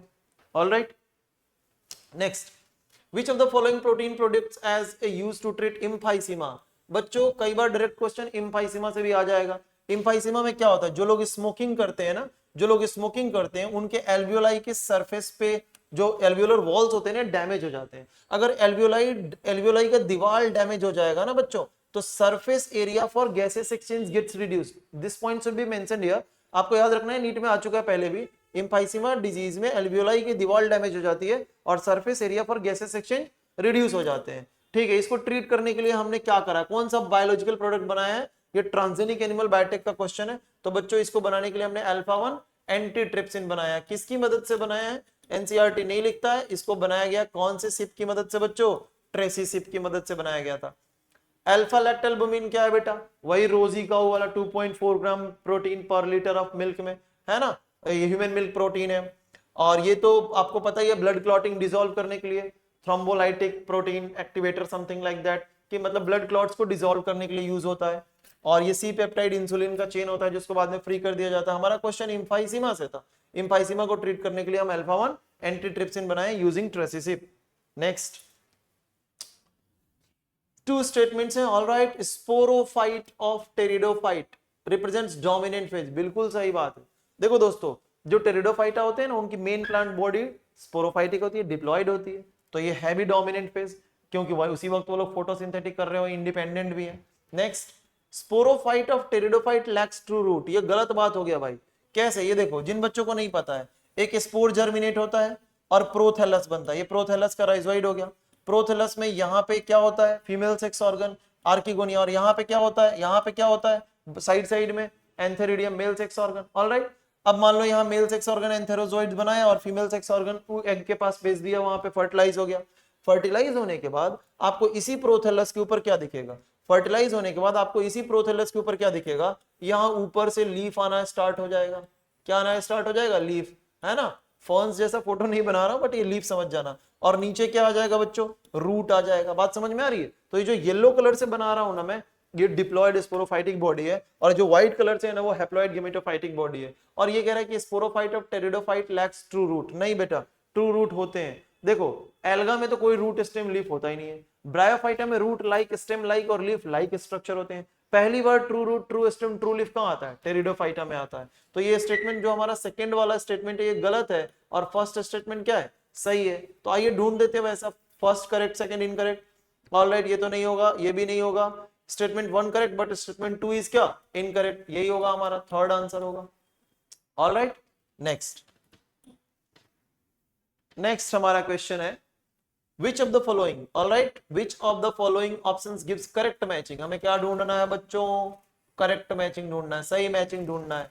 किसका, डिजीज के बारे में, उसके कॉजेटिव ऑर्गेनिज्म के बारे में, और इसके मोड ऑफ इन्फेक्शन के बारे में। मतलब 3 चीजों के बारे में करेक्ट मैचिंग हमें ढूंढना है। ठीक है, चलिए सबसे पहले क्या कह रहा है, एलिफेंटियासिस किससे होता है, वुचेरिया बैंक्रॉफ्टी, सही बात है।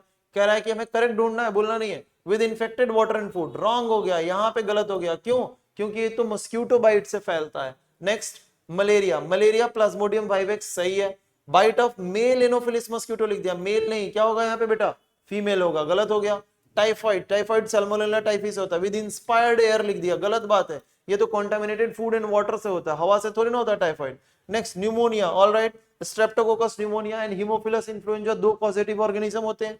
एंड ड्रॉपलेट इन्फेक्शन, जैसे मान लो किसी को निमोनिया हुआ, उसने स्नीजिंग किया, उसका ड्रॉपलेट इनहेल जो कर लेगा उसको हो जाएगा। तो ये राइट आंसर है। तो हमें ढूंढना भी करेक्ट था, तो ऑप्शन नंबर 4 क्या हो गया हमारा, करेक्ट हो गया। Next, besides paddy field, paddy field कौन सा, वही राइस फील्ड है ना, चावल के खेतों को पैडी फील्ड कहते हैं। Besides paddy field, cyanobacteria are also found inside vegetative part. कह रहा है कि पैडी फील्ड के अलावा साइनोबैक्टीरिया ब्लू ग्रीन एल्गा इनमें से किसके वेजिटेटिव पार्ट में मिलता है। तो जिन बच्चों को नहीं पता होगा वो जिम्नोस्पर्म पढ़ते वक्त जब साइकस के कोरोलॉइड रूट की स्टडी किए होंगे, तो कोरोलॉइड रूट में खुल के लिखा है कि साइकस प्लांट के अंदर साइनोबैक्टीरिया एसोसिएट होता है, और जो हेल्प करता है नाइट्रोजन फिक्सेशन में। किसमें हेल्प करता है बेटा, ये N2 फिक्स करने में हेल्प करता है ना। Next 154, restricted distribution of pouched mammal. Pouched mammal कह रहा है कि उसकी रेस्ट्रिक्टेड डिस्ट्रीब्यूशन होगी ऑस्ट्रेलिया में, है ना। जो पाउच्ड मैमल है ना, उनके रेस्ट्रिक्टेड डिस्ट्रीब्यूशन है वो उतने ही दूर में है। क्यों है? तो ये भी सही है, कॉन्टिनेंटल ड्रिफ्ट की वजह से। मोस्ट फेवरेट आंसर यही होता है ना, कॉन्टिनेंटल ड्रिफ्ट। लेकिन और पढ़ते हैं, lack of competition from placental mammal, यही सही बात है। प्लेसेंटल मैमल से कॉम्पिटिशन की कमी है, वो उधर ही रेस्ट्रिक्टेड है, क्योंकि वो लोग तो एक अलग लैंड पे, आपको पता ही है। और ऑस्ट्रेलिया सेपरेट हो गया था बाकी दुनिया से, है ना, कब कब ध्यान से सुनना है, बिफोर यूथेरियन प्लेसेंटल मैमल, है ना। आपने सुना होगा कि एक अलग प्लेसेंटा का different type of placenta formation शायद आपको नहीं पढ़ाया जाता आपके लेवल पे, बट मैं आपको बता दूं, eutherian is a type of mammals which forms different type of placenta apart from the other mammals. तो भाई जो ऑस्ट्रेलिया सेपरेट हो गया था बाकी लोगों से, तो वहां पे वो लोग सर्वाइव कर गए, क्योंकि कोई कंपटीशन भी नहीं है, बाकी दुनिया से बिल्कुल अलग है। तो ये तीनों सही है, इसलिए आंसर क्या हो गया, ऑल द अबव। लेकिन ज्यादातर क्वेश्चन बैंक में आप देखेंगे ना, ज्यादातर आंसर ये मिलेगा, बट ये मत सोचना कि हर जगह यही हो, क्योंकि ये बाकी रिमेनिंग स्टेटमेंट्स भी आपको चेक करने हैं। Alright, next is assertion. Alright, 155 पे आ चुके हैं।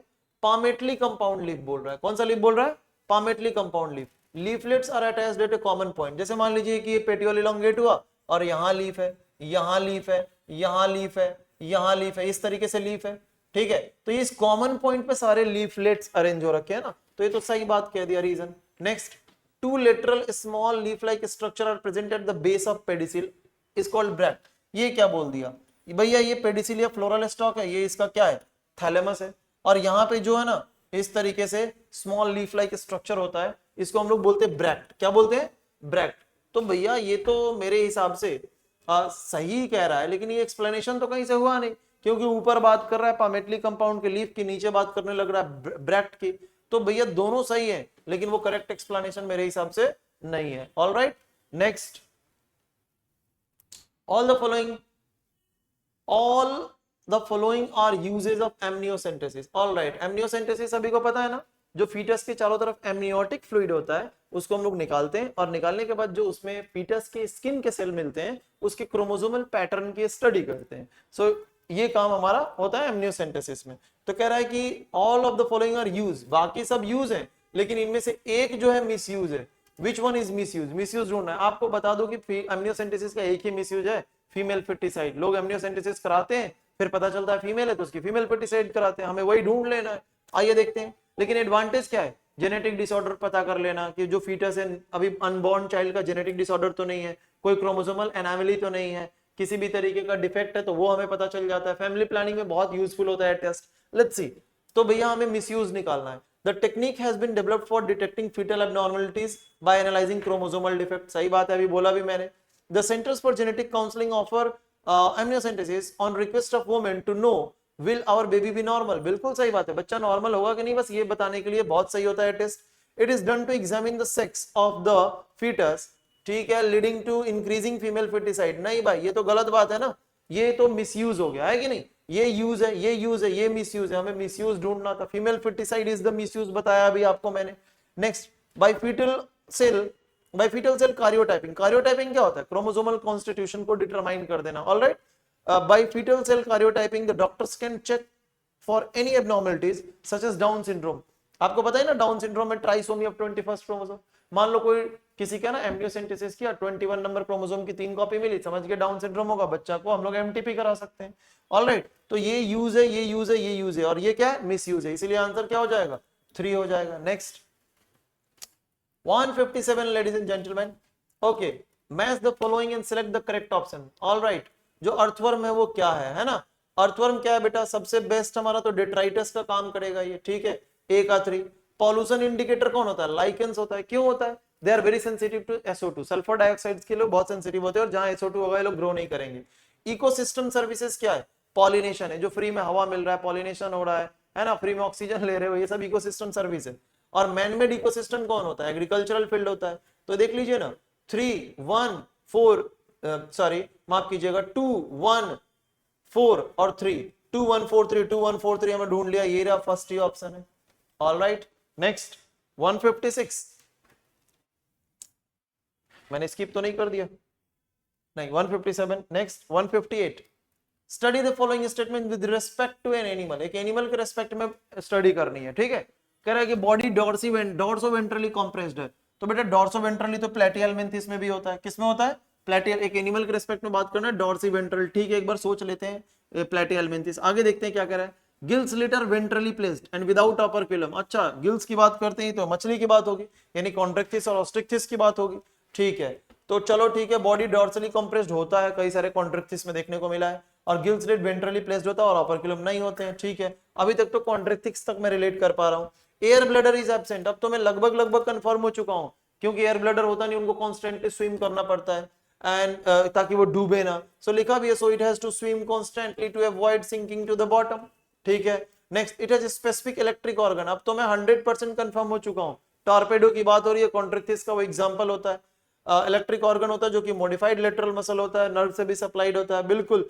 Mail has claspers, okay, all done. Male claspers है attached to a pelvic fins, claspers समझते हैं ना, पॉपुलेटरी ऑर्गन्स की तरह फंक्शंस करता है, और जो कि पेल्विक फिन से जुड़ा हुआ है, लिखा भी है। कह रहा है कि एनिमल को आइडेंटिफाई कीजिए। तो दोस्तों सारे फीचर्स देखने के बाद जो बेस्ट है, अगर मैं इसी को सिर्फ पकड़ लूं तो हमारा ऑप्शन मैच हो जाएगा। देखो दोस्तों, ये कॉन्ट्रेक्टिस है, ये कॉन्ट्रेक्टिस तो है, ये ऑस्ट्रिक्टिस है, तो कॉन्ट्रेक्टिस में भी हमारे को इलेक्ट्रिक ऑर्गन किसमें है, टॉर्पेडो में, तो मेरे हिसाब से राइट आंसर क्या हो जाएगा, 2 हो जाएगा। ऑलराइट, नेक्स्ट देखिए 159, The citric acid is produced by microbes in human welfare का क्वेश्चन है। सिट्रिक एसिड फंगस से निकलता है, कौन सा fungus, Aspergillus Niger, very simple. Next, which of the following is not a characteristic feature of biceps muscle? हाँ, biceps muscle का पूछ रहा है फीचर, तो आपको याद तो दिमाग में आना चाहिए वॉलंटरी और इनवॉलंटरी, है ना, और skeletal muscle, smooth muscle, cardiac muscle, है ना, टाइप्स ऑफ मसल से क्वेश्चन पूछा जा चुका है। कह रहा है कि which of the following is not a characteristic, गलत है, मतलब कि नहीं है, इनमें से 4 फीचर में से बाइसेप्स का फीचर कौन नहीं है।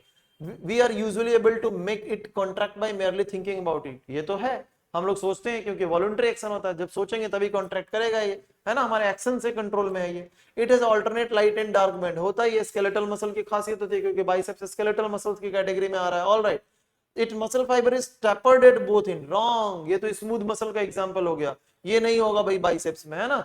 Next, it muscle fibre are bundled together, होते भी हैं, हमारे सारे स्केलेटल मसल्स पैरेलल फैशंस में बंडल्ड होते हैं। तो कह रहा है कि कौन सा बाइसेप्स का कैरेक्टर नहीं है, यानी कौन सा स्केलेटल मसल का कैरेक्टर नहीं है, यही नहीं है, 3 इज द राइट आंसर। फिर next 161, let me have some water.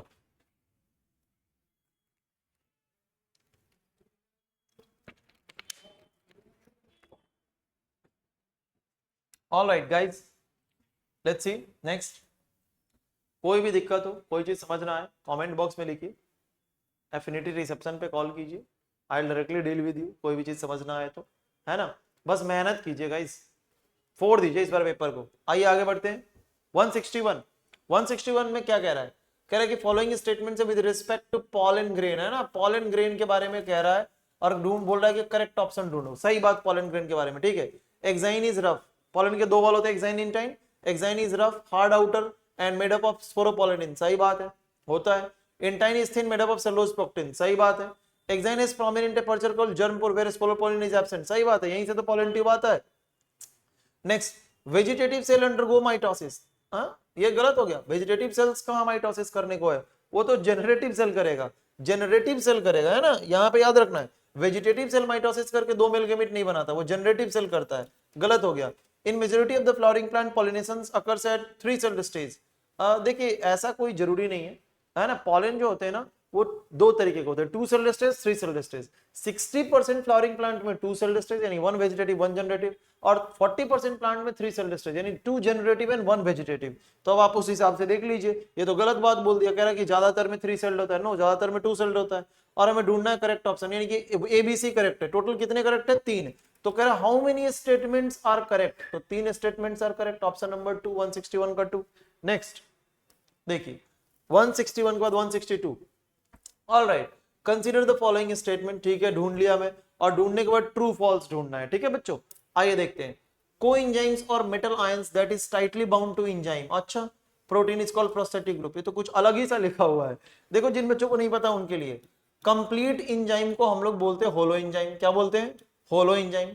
और बच्चों होलो एंजाइम में 2 चीजें होती हैं, एक प्रोटीन पार्ट होता है जिसको बोलते हैं एपो एंजाइम, और दूसरा होता है जो अदर पार्ट, उसको हम लोग बोलते हैं कोफैक्टर्स, क्या बोलते हैं, कोफैक्टर्स। बच्चों कोफैक्टर्स 3 तरीके के होते हैं, एक होता है पीजी यानी प्रोस्थेटिक ग्रुप, और एक होता है कोएंजाइम, कौन सा एंजाइम, कोएंजाइम, और जो थर्ड होता है वो होता है मेटल आयन।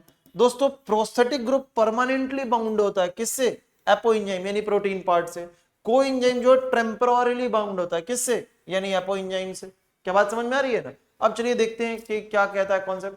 कह रहा है कि कोएंजाइम और metal ion that is tightly bound, ये तो गलत हो गया ना, प्रोस्थेटिक ग्रुप टाइटली बाउंड होगा, कोएंजाइम और मेटल आयन टाइटली बाउंड नहीं होगा। कह रहा है कि कोएंजाइम और metal ion is tightly bound to enzyme protein called prosthetic group. गलत बात है, टाइटली नहीं, क्या होगा भैया? कोएंजाइम और मेटल आयन टाइटली बाउंड नहीं होते और वो जो है प्रोस्थेटिक ग्रुप भी नहीं कहलाएंगे। फिर next, A complete catalytic activity, a complete catalytic active enzyme with its bound prosthetic group is called apoenzyme। ये क्या कह दिया? कह रहा है कि कंप्लीट कैटालिटिक एक्टिव एंजाइम है, उसके साथ प्रोस्थेटिक ग्रुप भी जुड़ा हुआ है, एपोएंजाइम है। नो, अगर प्रोस्थेटिक ग्रुप ये सब जुड़ा ही नहीं हुआ है तब वो एपोएंजाइम है, क्योंकि प्रोटीन पार्ट है। बात समझ में आ रही है? मतलब बंदूक अगर एपोएंजाइम है तो बुलेट जो है वो क्या है? कोएंजाइम्स, कोफैक्टर्स हैं। बात समझ में आ रही है? और बिना कोफैक्टर के इस गन का कोई रोल है ही नहीं। तो यू कैन सी हियर, कह रहा है कि complete catalytic active enzyme with its bound prosthetic group is called apoenzyme. Wrong है ना? कैसे रॉन्ग हो गया? क्लियर हुआ ना सभी लोगों को? क्यों भैया? ये सब कुछ जब इसके साथ जुड़े रहेंगे तब जाकर ये होलो एंजाइम होगा। और कह रहा है कि अगर इसके साथ जुड़ गया तो एपोएंजाइम होगा। नो, एपोएंजाइम तो सिर्फ कौन सा पार्ट होता है? प्रोटीन पार्ट होता है। कौन सा पार्ट होता है? Protein part. इसीलिए गलत हो गया। तो दोनों ही गलत है। ढूंढिए, both options are false, both options are false, both A and B are false. Alright, 4। Next 162, 163। Alright, glycolysis का क्वेश्चन आ गया। कह रहा है कि दो रेडॉक्स इक्विवेलेंट है ना, दो एकदम एनसीईआरटी का लाइन देख लो, ये two redox equivalent are removed in the form of two hydrogen atom. ठीक है भाई, निकाला गया। कहां से निकाला गया? From dash and transfer to a molecule dash. तो भैया पीजीएल से निकालते हैं और एनएडी को दे देते हैं। आइए ढूंढ लीजिए आंसर। पीजीएल एनएडी पहला ही है। ऑलराइट, एनसीईआरटी लाइन का ऐसे सीधे उठाकर रखा हुआ क्वेश्चन है। 164। All right, breathing in exchange of gases, the movement of air into the lungs, movement of air into the lungs कह रहा है ना, into the lungs, यानी कि हम किससे बातें कर रहे हैं? इंस्पिरेशन की बातें कर रहे हैं, इंस्पिरेशन, इनहेलेशन की बातें कर रहे हैं। All right, due to pressure gradient, obviously inhalation हो या एक्सहेलेशन हो, प्रेशर ग्रेडियंट के बिना पॉसिबल नहीं है। जैसे कि इंट्रापल्मोनरी प्रेशर कम रखना होगा और एटमॉस्फेरिक प्रेशर ज्यादा रहेगा, तभी हवा अंदर आएगा। और आपको पता ही है इंट्रापल्मोनरी प्रेशर कम ज्यादा कैसे होता है?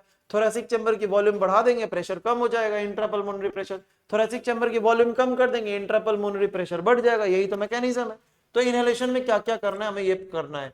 ठीक है, कह रहा है कि सो इंस्पिरेशन अकर्स व्हेन या ड्यू टू, किसकी वजह से? पहला, intrapulmonary pressure is less than the atmospheric pressure. Alright, तो बिल्कुल सही बात है। इंट्रापल्मोनरी प्रेशर कम होगा और एटमॉस्फेरिक प्रेशर ज्यादा होगा तो हवा बाहर से अंदर आएगी, बिल्कुल सही बात है। Next, increase in the volume of thoracic chamber, अगर अपन थोरेसिक चैम्बर की वॉल्यूम को बढ़ा देते हैं तो इंट्रापल्मोनरी प्रेशर कम हो जाएगा और हवा बाहर से अंदर आ जाएगी, बिल्कुल ये भी सही बात है। नेक्स्ट, और आपको पता है डॉर्सोवेंट्रल एक्सिस और एंटीरियर पोस्टीरियर एक्सिस में अलग अलग, डॉर्सोवेंट्रल एक्सिस में इंटरकॉस्टल मसल काम करते हैं और एंटीरियर पोस्टीरियर एक्सिस में डायफ्राम यानी फ्रेनिक मसल काम करता है। Next, contraction of external intercostal muscle and phrenic muscle, बिल्कुल ये दोनों मिलकर ही तो कराते हैं इंस्पिरेशन।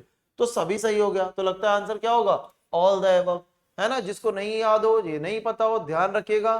थोरेसिक चैम्बर की वॉल्यूम बढ़ाएंगे, इंट्रापल्मोनरी प्रेशर कम हो जाएगा, हवा बाहर से अंदर आ जाएगी। थोरेसिक चैम्बर की वॉल्यूम कम करेंगे, इंट्रापल्मोनरी प्रेशर बढ़ जाएगा, हवा अंदर से बाहर चली जाएगी। और इसमें दो लोग मिलकर काम करेंगे। नॉर्मल इंस्पिरेशन एक्सप्रेशन की बात हो रही है बच्चों, external intercostal and phrenic muscle मिलकर यानी कि डायफ्राम मिलकर काम करते हैं। Next, identify true false about the correct options. Alright, pollen, multiple question from this chapter, let's see. True and false ढूंढना है। ठीक है बच्चों, pollen grain represents male gamete, गलत हो गया। गैमीट नहीं, यहाँ गैमीटोफाइट होना चाहिए। गैमीट तो पॉलन ग्रेन के अंदर जेनरेटिव सेल का न्यूक्लियस है, तो ये गलत हो गया। नेक्स्ट, यहाँ क्या होना चाहिए? गैमीटोफाइट होना चाहिए, तब सही होता। Functional megaspore develop into embryo sac, भैया जो फंक्शनल मेगास्पोर है एम्ब्रियो सैक में बनता है, बिल्कुल बनता है। Which represent the female gamete, again गलत। यहाँ क्या होना चाहिए? गैमीटोफाइट। एम्ब्रियो सैक का दूसरा नाम क्या होता है? Female gametophyte. पॉलन का दूसरा नाम क्या होता है? Male gametophyte. ऐसे याद रखो ना, जिसके अंदर गैमीट है कि नहीं। तो पॉलन के अंदर मेल गैमीट है, मेल गैमीटोफाइट। एम्ब्रियो सैक के अंदर फीमेल गैमीट एग सेल है, वो फीमेल गैमीटोफाइट है। तो ये भी गलत है। दोनों जगह गैमीट की जगह अगर गैमीटोफाइट होता बच्चों तो it should be right.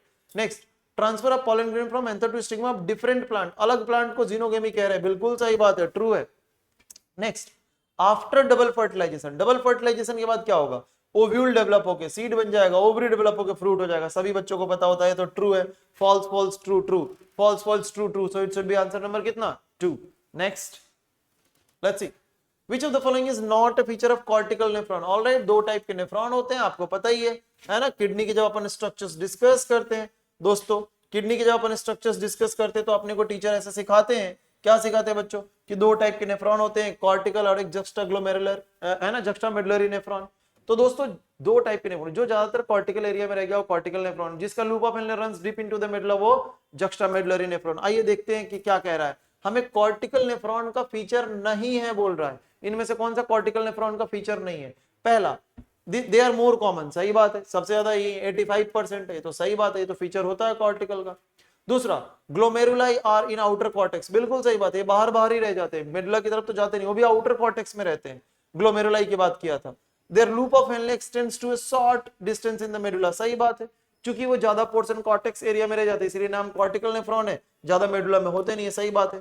Next, they are associated with vasa recta, एक गलत बात है बेटा, वासा रेक्टा के एसोसिएटेड ना ये नहीं होते, जक्स्टा मेडुलरी नेफ्रॉन होते हैं ना, उन लोगों के पास होता है, ये नहीं है, तो ये गलत बात है. तो हमारा हमें ढूंढना ही not a feature of cortical nephron, तो आंसर क्या हो गया हमारा 4 हो गया. नेक्स्ट ऑल राइट, फिर से प्रिंसिपल ऑफ इनहेरिटेंस का क्वेश्चन है. Gene B controls the large size, ठीक है, of starch grain, while the another gene recessive B, है ना, बोलना नहीं है, ये लार्ज वाला जो है वो कैपिटल बी है, स्मॉल वाला जो है वो क्या बेटा, स्मॉल ग्रेन साइज की बात कर लिया. All right, which of the following characteristics can be expressed by genotypic combination capital B small B. देखो दोस्तों इसको ना अपन लोग कनेक्ट करके पढ़ सकते हैं दो तरीके से, एक तो प्लियोट्रॉपी से और एक इनकम्प्लीट डोमिनेंस से, एनसीईआरटी का लाइन है. SBE1 जीन क्लास में सिखा चुका हूं, स्टार्च ब्रांचिंग एंजाइम 1 जीन, वो डायरेक्टली तो कोड करता है स्टार्च ब्रांचिंग के लिए, बट इनडायरेक्टली वो ग्रेन की साइज को भी, यानी कि सीड की साइज को भी कंट्रोल कर देता है. आइए ना देखते हैं दोस्तों, यहाँ पे देखिए कैपिटल बी स्मॉल बी, ये लार्ज होता है, कैसा होता है, लार्ज साइज, ये कैसा होता है, स्मॉल साइज, और ये जैसे हेटेरोजाइगस में आता है ना, ये निकल कर कैसा आ जाता है, इंटरमीडिएट साइज की बात कर लेता है. बच्चों भूलना नहीं है, यहाँ साइज की बात हो रही है, यहाँ साइज की बात हो रही है, यहाँ शेप की बात नहीं हो रही है. तो कह रहा है कि अगर हमारा हेटेरोजाइगस आएगा तो क्या होगा इनमें से ऑप्शन, तो ये लार्ज तो नहीं होगा, ठीक है, लार्ज नहीं होगा, लार्ज तो इसमें होगा, इंटरमीडिएट साइज ये होगा. लेकिन यहाँ थर्ड देखिए, कई बच्चे इसको समझते हैं कि यार नहीं ये तो होगा नहीं, बीबी इंटरमीडिएट, और राउंड को छोड़ देते हैं. बेटा साइज और शेप में अलग है, यहाँ शेप की बात हो रही है, राउंड शेप की सीड होगी, और साइज कैसे होगी, इंटरमीडिएट, तो ये होता है राउंड सीड होता है पी का. ऑलराइट, तो ये 2 भी होगा 3 भी होगा, इसलिए आंसर नंबर क्या हो जाएगा 4. कई सारे बच्चों को मैंने देखा है कि वो इस क्वेश्चन को दिया हूं, पास्ट में भी दिया हूं, वो इंटरमीडिएट मार के खुश रहते कि ये तो बुक वाला है, बट ध्यान देना है, ये बात हुई है साइज की और ये बात हुई है शेप की, तो साइज इंटरमीडिएट होगा ऐसा जीनोटाइप पे, बट शेप कैसा रहेगा, राउंड रहेगा. Next 168, immediately after motor neuron passes, यानी कि लोकोमोशन मूवमेंट का क्वेश्चन हो गया. मान लीजिए सेंट्रल नर्वस सिस्टम से मोटर न्यूरॉन चला, कौन चला, मोटर न्यूरॉन, और मसल सेल की बाउंड्री पे आकर न्यूरोमस्कुलर जंक्शन यानी मोटर एंड प्लेट पे अटैच हो गया. ऑलराइट, अब आपको पता ही है कि मसल सेल के प्लाज्मा मेम्ब्रेन को अपन लोग क्या बोल देते हैं, मसल सेल के प्लाज्मा मेम्ब्रेन को अपन लोग क्या बोल देते हैं, सार्कोलेमा. एंडोप्लाज्मिक रेटिकुलम को क्या बोल देते हैं, सार्कोप्लाज्मिक रेटिकुलम, और साइटोप्लाज्म को क्या बोल देते हैं, sarcoplasm. So now listen very carefully, कह रहा है कि immediately after motor neuron passes an impulse to muscle fibre, जब भी कोई मोटर न्यूरॉन है ना, ये न्यूरॉन कौन सा आ रहा है, मोटर न्यूरॉन, वो मसल फाइबर पे आकर अटैच हुआ, या न्यूरॉन अपने इंपल्स को ट्रांसफर किया मसल फाइबर पे, तो क्या होगा भाई, जैसे ही आएगा इंपल्स पूरे सार्कोलेमा में ट्रेवल कर जाता है. The impulse travel over the sarcolemma in all direction, सही बात है. Next, calcium is release from the sarcoplasmic reticulum, अभी नहीं होगा, पहले तो सार्कोलेमा में इंपल्स ट्रेवल करेगा, फिर टी-ट्यूब्यूल और डिस्ट्रोफिन प्रोटीन की मदद से सार्कोप्लाज्मिक रेटिकुलम तक सिग्नल जाएगा, फिर वहां से कैल्शियम आयन निकलेगा, फिर कैल्शियम आयन का इफ्लक्स होने के बाद वो लोग जाएगा किसके पास, एक्टिन के पास, फिर वो ट्रोपोनिन के टीपीसी से इंटरेक्ट होगा, उसकी अनमास्किंग करेगी, फिर मायोसिन का हेड जुड़ेगा ना एटीपी के प्रेजेंस में. तो हमें तो एक ही चुनना है बच्चों. तो हमने क्या बोला, जैसे ही मोटर न्यूरॉन आया मसल फाइबर से अटैच हुआ, वो इंपल्स पूरे सार्कोलेमा यानी कि plasma membrane of the muscle fibre is called sarcolemma, उसमें फैल जाता है. तो ये हमारा फर्स्ट ही आंसर हो जाएगा, बाकी और तो होगा नहीं, ये सब तो later on in the stage of muscle contraction आते हैं. Next 169, identify the following statement as true and false with respect to energy flow in ecosystem. Alright, ecosystem का क्वेश्चन है, क्वेश्चन किससे, energy flow. Lindeman's 10% law of energy flow में सब कुछ लिखता है, energy flow follows laws of thermodynamics, बिल्कुल सही बात है. आपको याद आ रहा होगा कि मैं क्लास में ही बोलता रहता हूँ कि बेटा आओ फिजिक्स पढ़ाता हूँ, इकोसिस्टम में थर्मोडायनेमिक्स और केमिस्ट्री भी बोलने लगता हूँ कि केमिस्ट्री का रूल है या फिजिक्स का रूल है, तो भूलना नहीं, energy flow first law second law दोनों को फॉलो करता है हमारा ecosystem. Next, energy flow in an ecosystem is always multi directional. बेटा मल्टी नहीं होता, यूनिडायरेक्शनल फ्लो हमारा बुक कहता है, क्या होता था, यूनिडायरेक्शनल कहता है। तो ये हमें ट्रू फॉल्स ढूंढना है, तो क्यों हम ट्रू फॉल्स के फॉर्म में लिख देते हैं, बोलो ये ट्रू हो गया, सेकंड क्या हो गया, false. The energy passes from autotroph, ठीक है, ऑटोट्रॉप से हर्बीवोर को मिला, यानी प्लांट से किसको मिला, हर्बीवोर को मिला, and it can be pass back to the autotroph. ऐसा कैसे होता है, वापस उल्टा एनर्जी वो थोड़ी ना उनको मिलता है, तो फॉल्स है, पास बैक टू ऑटोट्रॉप थोड़ी ना होगा, है ना, वो तो फिर अबव द ट्रॉपिक लेवल बढ़ता चला जाता है। Next, energy does not remain trapped permanently in an organism. सही बात है, कोई भी ऑर्गेनिज्म के अंदर परमानेंटली एनर्जी ट्रैप नहीं होता, तो ऑप्शन ट्रेस करते हैं TFFT, so we should have TFFT option number 3, TFFT option number 3। Alright, next 170, which of the following is not associated with mid brain। आ गया न्यूरल कंट्रोल का एक और क्वेश्चन, नॉट एसोसिएटेड बच्चा ढूंढना है, क्या ढूंढना है, नॉट एसोसिएटेड, किससे एसोसिएटेड नहीं है, मिड ब्रेन से एसोसिएटेड नहीं है, ये ढूंढना है। ऑलराइट, लेट्स सी, जो पार्ट्स ऑफ द ब्रेन है, स्ट्रक्चर ऑफ ब्रेन है, जिन बच्चों को याद होगा वही कर पाएंगे। लोकेटेड बिटवीन, मिड ब्रेन कहाँ है पहले हम याद रखना है, और नॉट एसोसिएटेड कह रहा है, not associated, located between thalamus and of the forebrain and pons of the hindbrain, बिल्कुल सही बात है, thalamus of the forebrain और pons of the midbrain, sorry माफ कीजिएगा, हाइंड ब्रेन, इनके बीच में ही है हमारा मिड ब्रेन, है ना, एनसीईआरटी की लाइन अगर आपने ध्यान से पढ़ा होगा मिड ब्रेन तो वहां खुल के लिखा है। Next, A canal called cerebral aqueduct, बिल्कुल सही बात है, passes through midbrain, बिल्कुल सही बात है, डायग्राम से भी दिखाया था क्लासरूम में आप लोगों को कि कहां से cerebral aqueduct स्टार्ट हुआ और कहां खत्म हुआ, ये भी सही बात है। नेक्स्ट देखते हैं, the ventral portion of midbrain made up of mainly 4 round swelling called corpora quadrigemina। बेटा ये वेंट्रल नहीं होगा, यहाँ पे क्या होगा, यहाँ पे वेंट्रल की जगह क्या होगा, डॉर्सल होगा, तब जाकर ये सही होता, अरे यहाँ वेंट्रल लिख दिया इसलिए गलत हो गया। Next, midbrain and hindbrain का कौन सा, सारा का सारा नहीं, pons and medulla forms the brain stem, बिल्कुल सही बात है, ये भी डायग्रामेटिकली सिखा चुका हूं। तो कह रहा है कि not associated with mid brain, कौन सा नहीं है, तो ये थर्ड नंबर नहीं है, बस इन्होंने गलती क्या कर दिया, वेंट्रल लिख दिया, उसकी जगह होना क्या चाहिए था, dorsal. Next 171, alright, next, the reaction that is responsible for the primary fixation of CO2। Alright, primary fixation of CO2 is catalysed by, भाई बोला ही नहीं है कि C3 या C4, दोनों देख लेते हैं बच्चों, राइबोलोज बिसफॉस्फेट के साथ CO2 कंबाइन हुआ, एंजाइम काम कौन सा किया, Rubisco राइबोलोज bisphosphate carboxylase oxygenase, 2 molecules बना दिया PGA का, याद आ रहा है ना, ये है 5 कार्बन कंपाउंड है, ये एक कार्बन यहाँ है, तो ये 3 कार्बन कंपाउंड के 2 मॉलिक्यूल बन गए। नेक्स्ट, अगर यही C4 प्लांट होता, ये कौन सा प्लांट है बच्चा लोग, C3, अगर यही C4 प्लांट होता तो क्या होता, फॉस्फोइनॉल पाइरुवेट के साथ कंबाइन हो जाता, कार्बन डाइऑक्साइड ये बन जाता कौन सा बेटा, PEPcase, PEP carboxylase, phosphoenolpyruvate carboxylase, और ये हमारा जो कंपाउंड बनता है ऑक्सैलोएस्टिक एसिड, बच्चों ये 3 कार्बन कंपाउंड होता है, ये 1 कार्बन कंपाउंड होता है, और ये कितना कार्बन कंपाउंड होता है, 4 कार्बन कंपाउंड होता है, कितना होता है, 4 कार्बन कंपाउंड होता है। तो अब आइए देखते हैं, कह रहा है कि इधर reaction that is responsible primary fixation of CO2, सबसे पहले CO2 कहां फिक्स होता है, कैटलाइज्ड बाय, तो भाई C3 प्लांट हो तो रुबिस्को और C4 हो तो पेपकेज, हम किसी एक को नहीं, दोनों यहां दिया हुआ है तो इसलिए हम दोनों लगा देते हैं कि तो दोनों ही काम कर सकता है। 171, next 172, match the source gland, ठीक है, source gland with respective hormone, अच्छा ग्लैंड दिया, हार्मोन दिया और उसका फंक्शन दिया है, और बोल रहा है कि फिर करेक्ट ढूंढो, क्या ढूंढो बच्चा, करेक्ट ढूंढने को बोल रहा है, ठीक है, आओ देखते हैं। नेक्स्ट, कह रहा सोर्स ग्लैंड एंटीरियर पिट्यूटरी, कह रहा ऑक्सीटोसिन, गलत हो गया, जिन बच्चों को नहीं पता वो ध्यान से सीखिएगा, जैसे हाइपोथैलेमस है और ये हमारा पिट्यूटरी है, ठीक है दोस्तों, ये हमारा एंटीरियर पिट्यूटरी और ये हमारा पोस्टीरियर पिट्यूटरी है, क्लास में मल्टीपल टाइम सिखा चुका हूं। कुछ न्यूरो सिक्रेटरी सेल्स डायरेक्ट यहाँ कनेक्टेड होते हैं, मतलब कि पोस्टीरियर पिट्यूटरी का हार्मोन बन के ही डायरेक्ट कहां से आता है, हाइपोथैलेमस से, और बच्चों पोस्टीरियर पिट्यूटरी 2 ही हार्मोन रिलीज करता है, ADH जिसका दूसरा नाम वैसोप्रेसिन है, और दूसरा कौन सा होता है, ऑक्सीटोसिन होता है, दूसरा कौन सा होता है बच्चों, ऑक्सीटोसिन होता है। तो यहाँ कह रहा है कि इंटीरियर पिट्यूटरी से ऑक्सीटोसिन हो गया, तो गलत बात हो गया, पोस्टीरियर पिट्यूटरी से ऑक्सीटोसिन निकलता है, तो ये गलत हो गया, हमने पहला ही हटा दिया, बाहर करो। फिर एंटीरियर पिट्यूटरी वैसोप्रेसिन लिख दिया, वैसोप्रेसिन इंटीरियर से नहीं होगा ना, पोस्टीरियर से होगा, ये भी गलत हो गया, हटाओ इसको। थाइमस से thymosin, proliferation of T lymphocyte, बिल्कुल सही बात है, क्लास में कई बार बोल चुका हूं, B lymphocyte bone marrow, T lymphocyte, T for thymus, तो थाइमस ग्लैंड से थाइमोसिन निकला, और थाइमोसिन का काम क्या है, टी लिम्फोसाइट्स को प्रोलिफरेट एंड एंटीजन सेंसिटिव बनाया। ऑलराइट, सेकेंडरी लिम्फोइड ऑर्गन्स के दौरान भी डिस्कस किया था ह्यूमन हेल्थ एंड डिजीज में।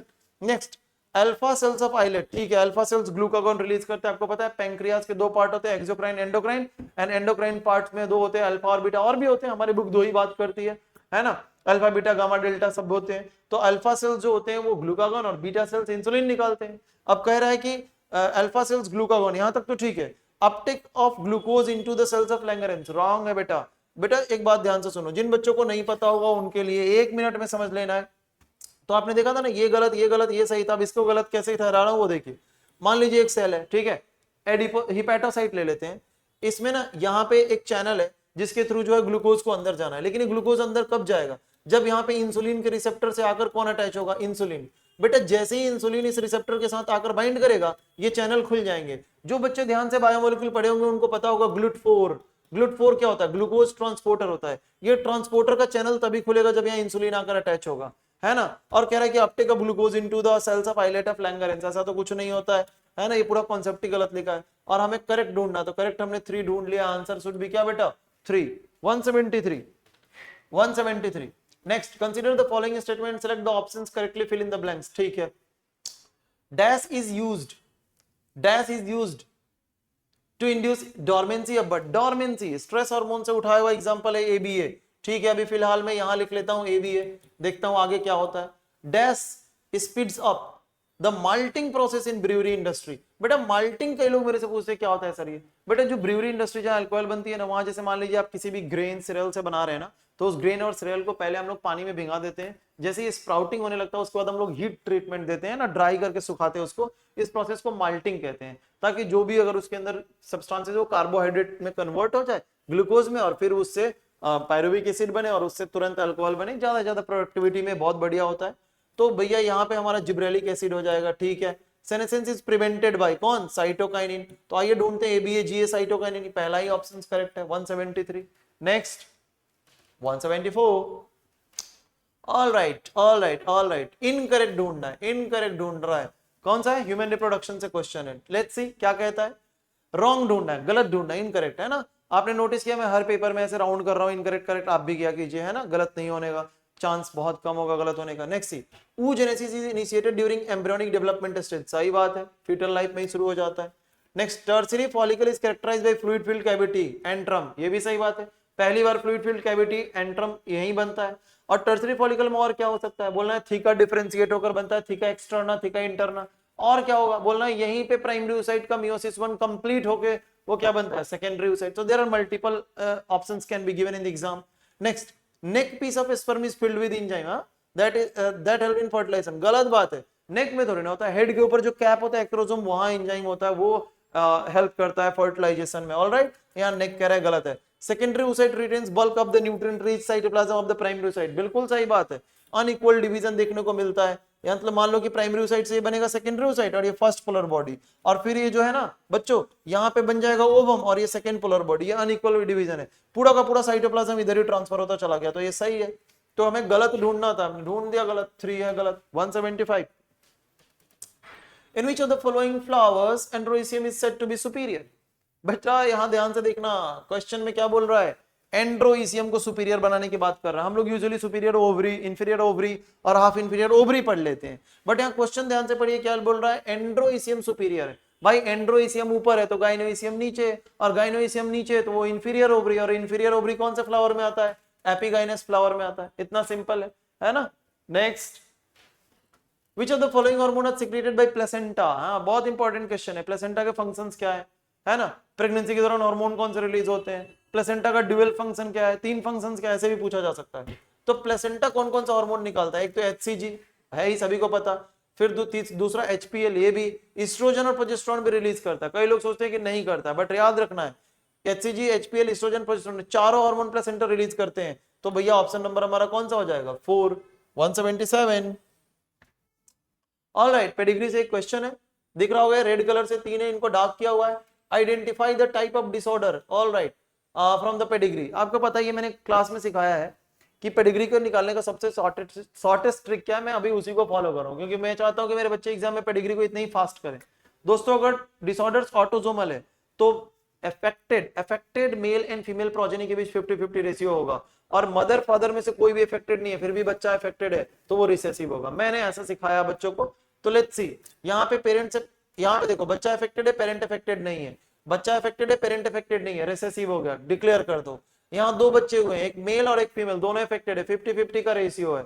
तो भैया अगर 50-50 अफेक्टेड मेल फीमेल के बीच रेशियो है तो क्या हो जाता है, ऑटोसोमल। और अगर पेरेंट अफेक्टेड नहीं है, प्रोजेनी अफेक्टेड है, देखो प्रोजेनी अफेक्टेड है ना, पेरेंट अफेक्टेड नहीं है, तो डिसऑर्डर कौन सा हो जाता है, रिसेसिव। देखो बच्चों क्लास में मैं दोनों तरीके की ट्रिक दिया हूं, एक लॉन्गेस्ट भी और एक शॉर्टेस्ट भी। शॉर्टेस्ट से मैंने सॉल्व कर दिया, answer should be autosomal recessive, है ना। और नीट में इतना ही सिंपल पेडिग्री आता है, आपको एनसीईआरटी वाला याद रखना है। अगर जीनोटाइप भी लिखने को है तो आप लिख सकते हो, ऑटोसोमल रिसेसिव है तो ये स्मॉल स्मॉल होगा, ऑलराइट। अब ये स्मॉल स्मॉल है तो यानी कि इसने भी स्मॉल दिया, इसने भी स्मॉल दिया, लेकिन ये अफेक्टेड नहीं है, ये कैपिटल स्मॉल, ये दोनों हेटेरोजाइगस है। अब ये भी अफेक्टेड है, ये स्मॉल स्मॉल होगा, लेकिन इसके बच्चे अफेक्ट नहीं हुआ क्योंकि ये डोमिनेंट होगा। तो ये देख सकते हैं ये लोग, ऐसा हो सकता है, ऐसा हो सकता है, इसलिए बच्चा अफेक्टेड नहीं हुआ। ये स्मॉल स्मॉल है ना, तभी तो अफेक्टेड है, ऑटोसोमल रिसेसिव है। तो पकड़ लीजिए, अगर ये स्मॉल है तो इधर से भी स्मॉल, इधर से भी रिसेसिव ही लाया होगा, तो ये रिसेसिव और एक डोमिनेंट होगा, तभी अफेक्टेड नहीं है। इस तरीके से भी आप सॉल्व कर सकते हैं, बट शॉर्टेस्ट ट्रिक से ऑप्शन नंबर 3 मैंने दिखाया कैसे आया। Next, what is antisense technology. बच्चा एंटीसेंस टेक्नोलॉजी कुछ और नहीं, आरएनए इंटरफेरेंस, यानी कि साइलेंसिंग ऑफ आरएनए की बात कर रहा है ना, साइलेंसिंग ऑफ आरएनए की बात कर रहा है। Antisense technology is RNA interference और साइलेंसिंग ऑफ आरएनए। क्या है, RNA polymerase producing DNA, wrong, ऐसा कुछ नहीं है। A cell displaying a foreign antigen used in synthesis of antigen, ये कुछ होता ही नहीं इसमें। Production of Soma clone variant tissue culture, बिल्कुल नहीं। when a piece of RNA that is complementary in the sequence or is used to stop expression of a specific gene, बिल्कुल सही बात है, टारगेट आरएनए के एक्सप्रेशंस को रोकने के लिए यूज किया जाता है, यही है antisense technology, RNA interference. Number 4, detail में देखना है तो एफिनिटी डिजिटल के यूट्यूब चैनल के बायोटेक एप्लीकेशंस एंड बायोटेक्नोलॉजी के वीडियोस देखिए, वहां बहुत अच्छे से सिखा रखा हूं। Next 79, when CO2 is added to PEP, all right, PEP में मैंने CO2 ऐड कर दिया, ठीक है, लो भाई ऐड कर दिया, अभी थोड़ी देर पहले ही बात की थी, PEP में CO2 ऐड कर दिया, तो पहला प्रोडक्ट क्या बनेगा, ऑक्जेलो एसिटिक एसिड बनेगा, और क्या बनेगा, 3 कार्बन 1 कार्बन, और ये हो गया 4 कार्बन, ऑक्जेलो एसिटेट बनेगा, all right. Option number 4, 179, 180, all right. Biomolecules आ गया क्वेश्चन एक और, the figure given below okay shows the conversion of substrate into product by an enzyme, all right। 4 option दिए गए, component of reactants labelled as ABCD, identify कर लेना है। दोस्तों जिनको समझ नहीं आता उनके लिए ए है, ए क्या है हमारा भैया, ट्रांजिशन स्टेट है। ये बी क्या है, बी हमारा पोटेंशियल एनर्जी है, ऑल राइट। जब ग्राफ ऊपर गया है मतलब कि ट्रांजिशन स्टेट अचीव करने में ज्यादा एनर्जी लगी है, तो भैया ग्राफ ऊपर गया है तो ट्रांजिशन स्टेट अचीव करने में ज्यादा एनर्जी लगी है, क्योंकि वहां एंजाइम अवेलेबल नहीं है। तो यहाँ क्या हो जाएगा बच्चों, यहाँ क्या हो जाएगा, विदाउट एंजाइम हो जाएगा। और डी जो है छोटा है, डी यानी कि विद एंजाइम है, डी जो है वो क्या है बेटा, विद एंजाइम है। आइए ढूंढते हैं ABCD उसी हिसाब से, all right. A is transition state, ये रहा।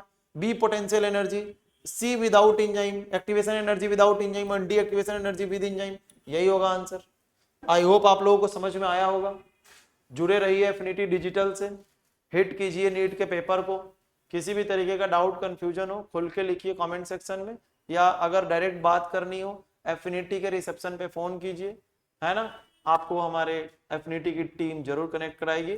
और जो बच्चों से मैं कहना चाहता हूं कि अगर आप इसी साल 12th दिए हैं, इसी साल अगर आपने 12th पास किया है, और अगर आपको कहीं से भी लगता है कि आपका इस बार तो सिलेक्शन नहीं हो रहा है, तो बिल्कुल देर मत कीजिए बच्चों। एफिनिटी ऑलरेडी ड्रॉपर बैच में अपना एडमिशन स्टार्ट कर चुका है, काफी सारे एनरोलमेंट हो चुके हैं, तो बिना देर कीजिए एडमिशन लेंगे। राइट नाउ अगर एडमिशन लेते हैं तो काफी बम्पर डिस्काउंट चल रहा है, ऑल राइट। अधिक जानकारी के लिए कॉल करना ना भूले, affinityklasses.in हमारा वेबसाइट, या एफिनिटी के डिफरेंट नंबर्स पे। Thank you so much.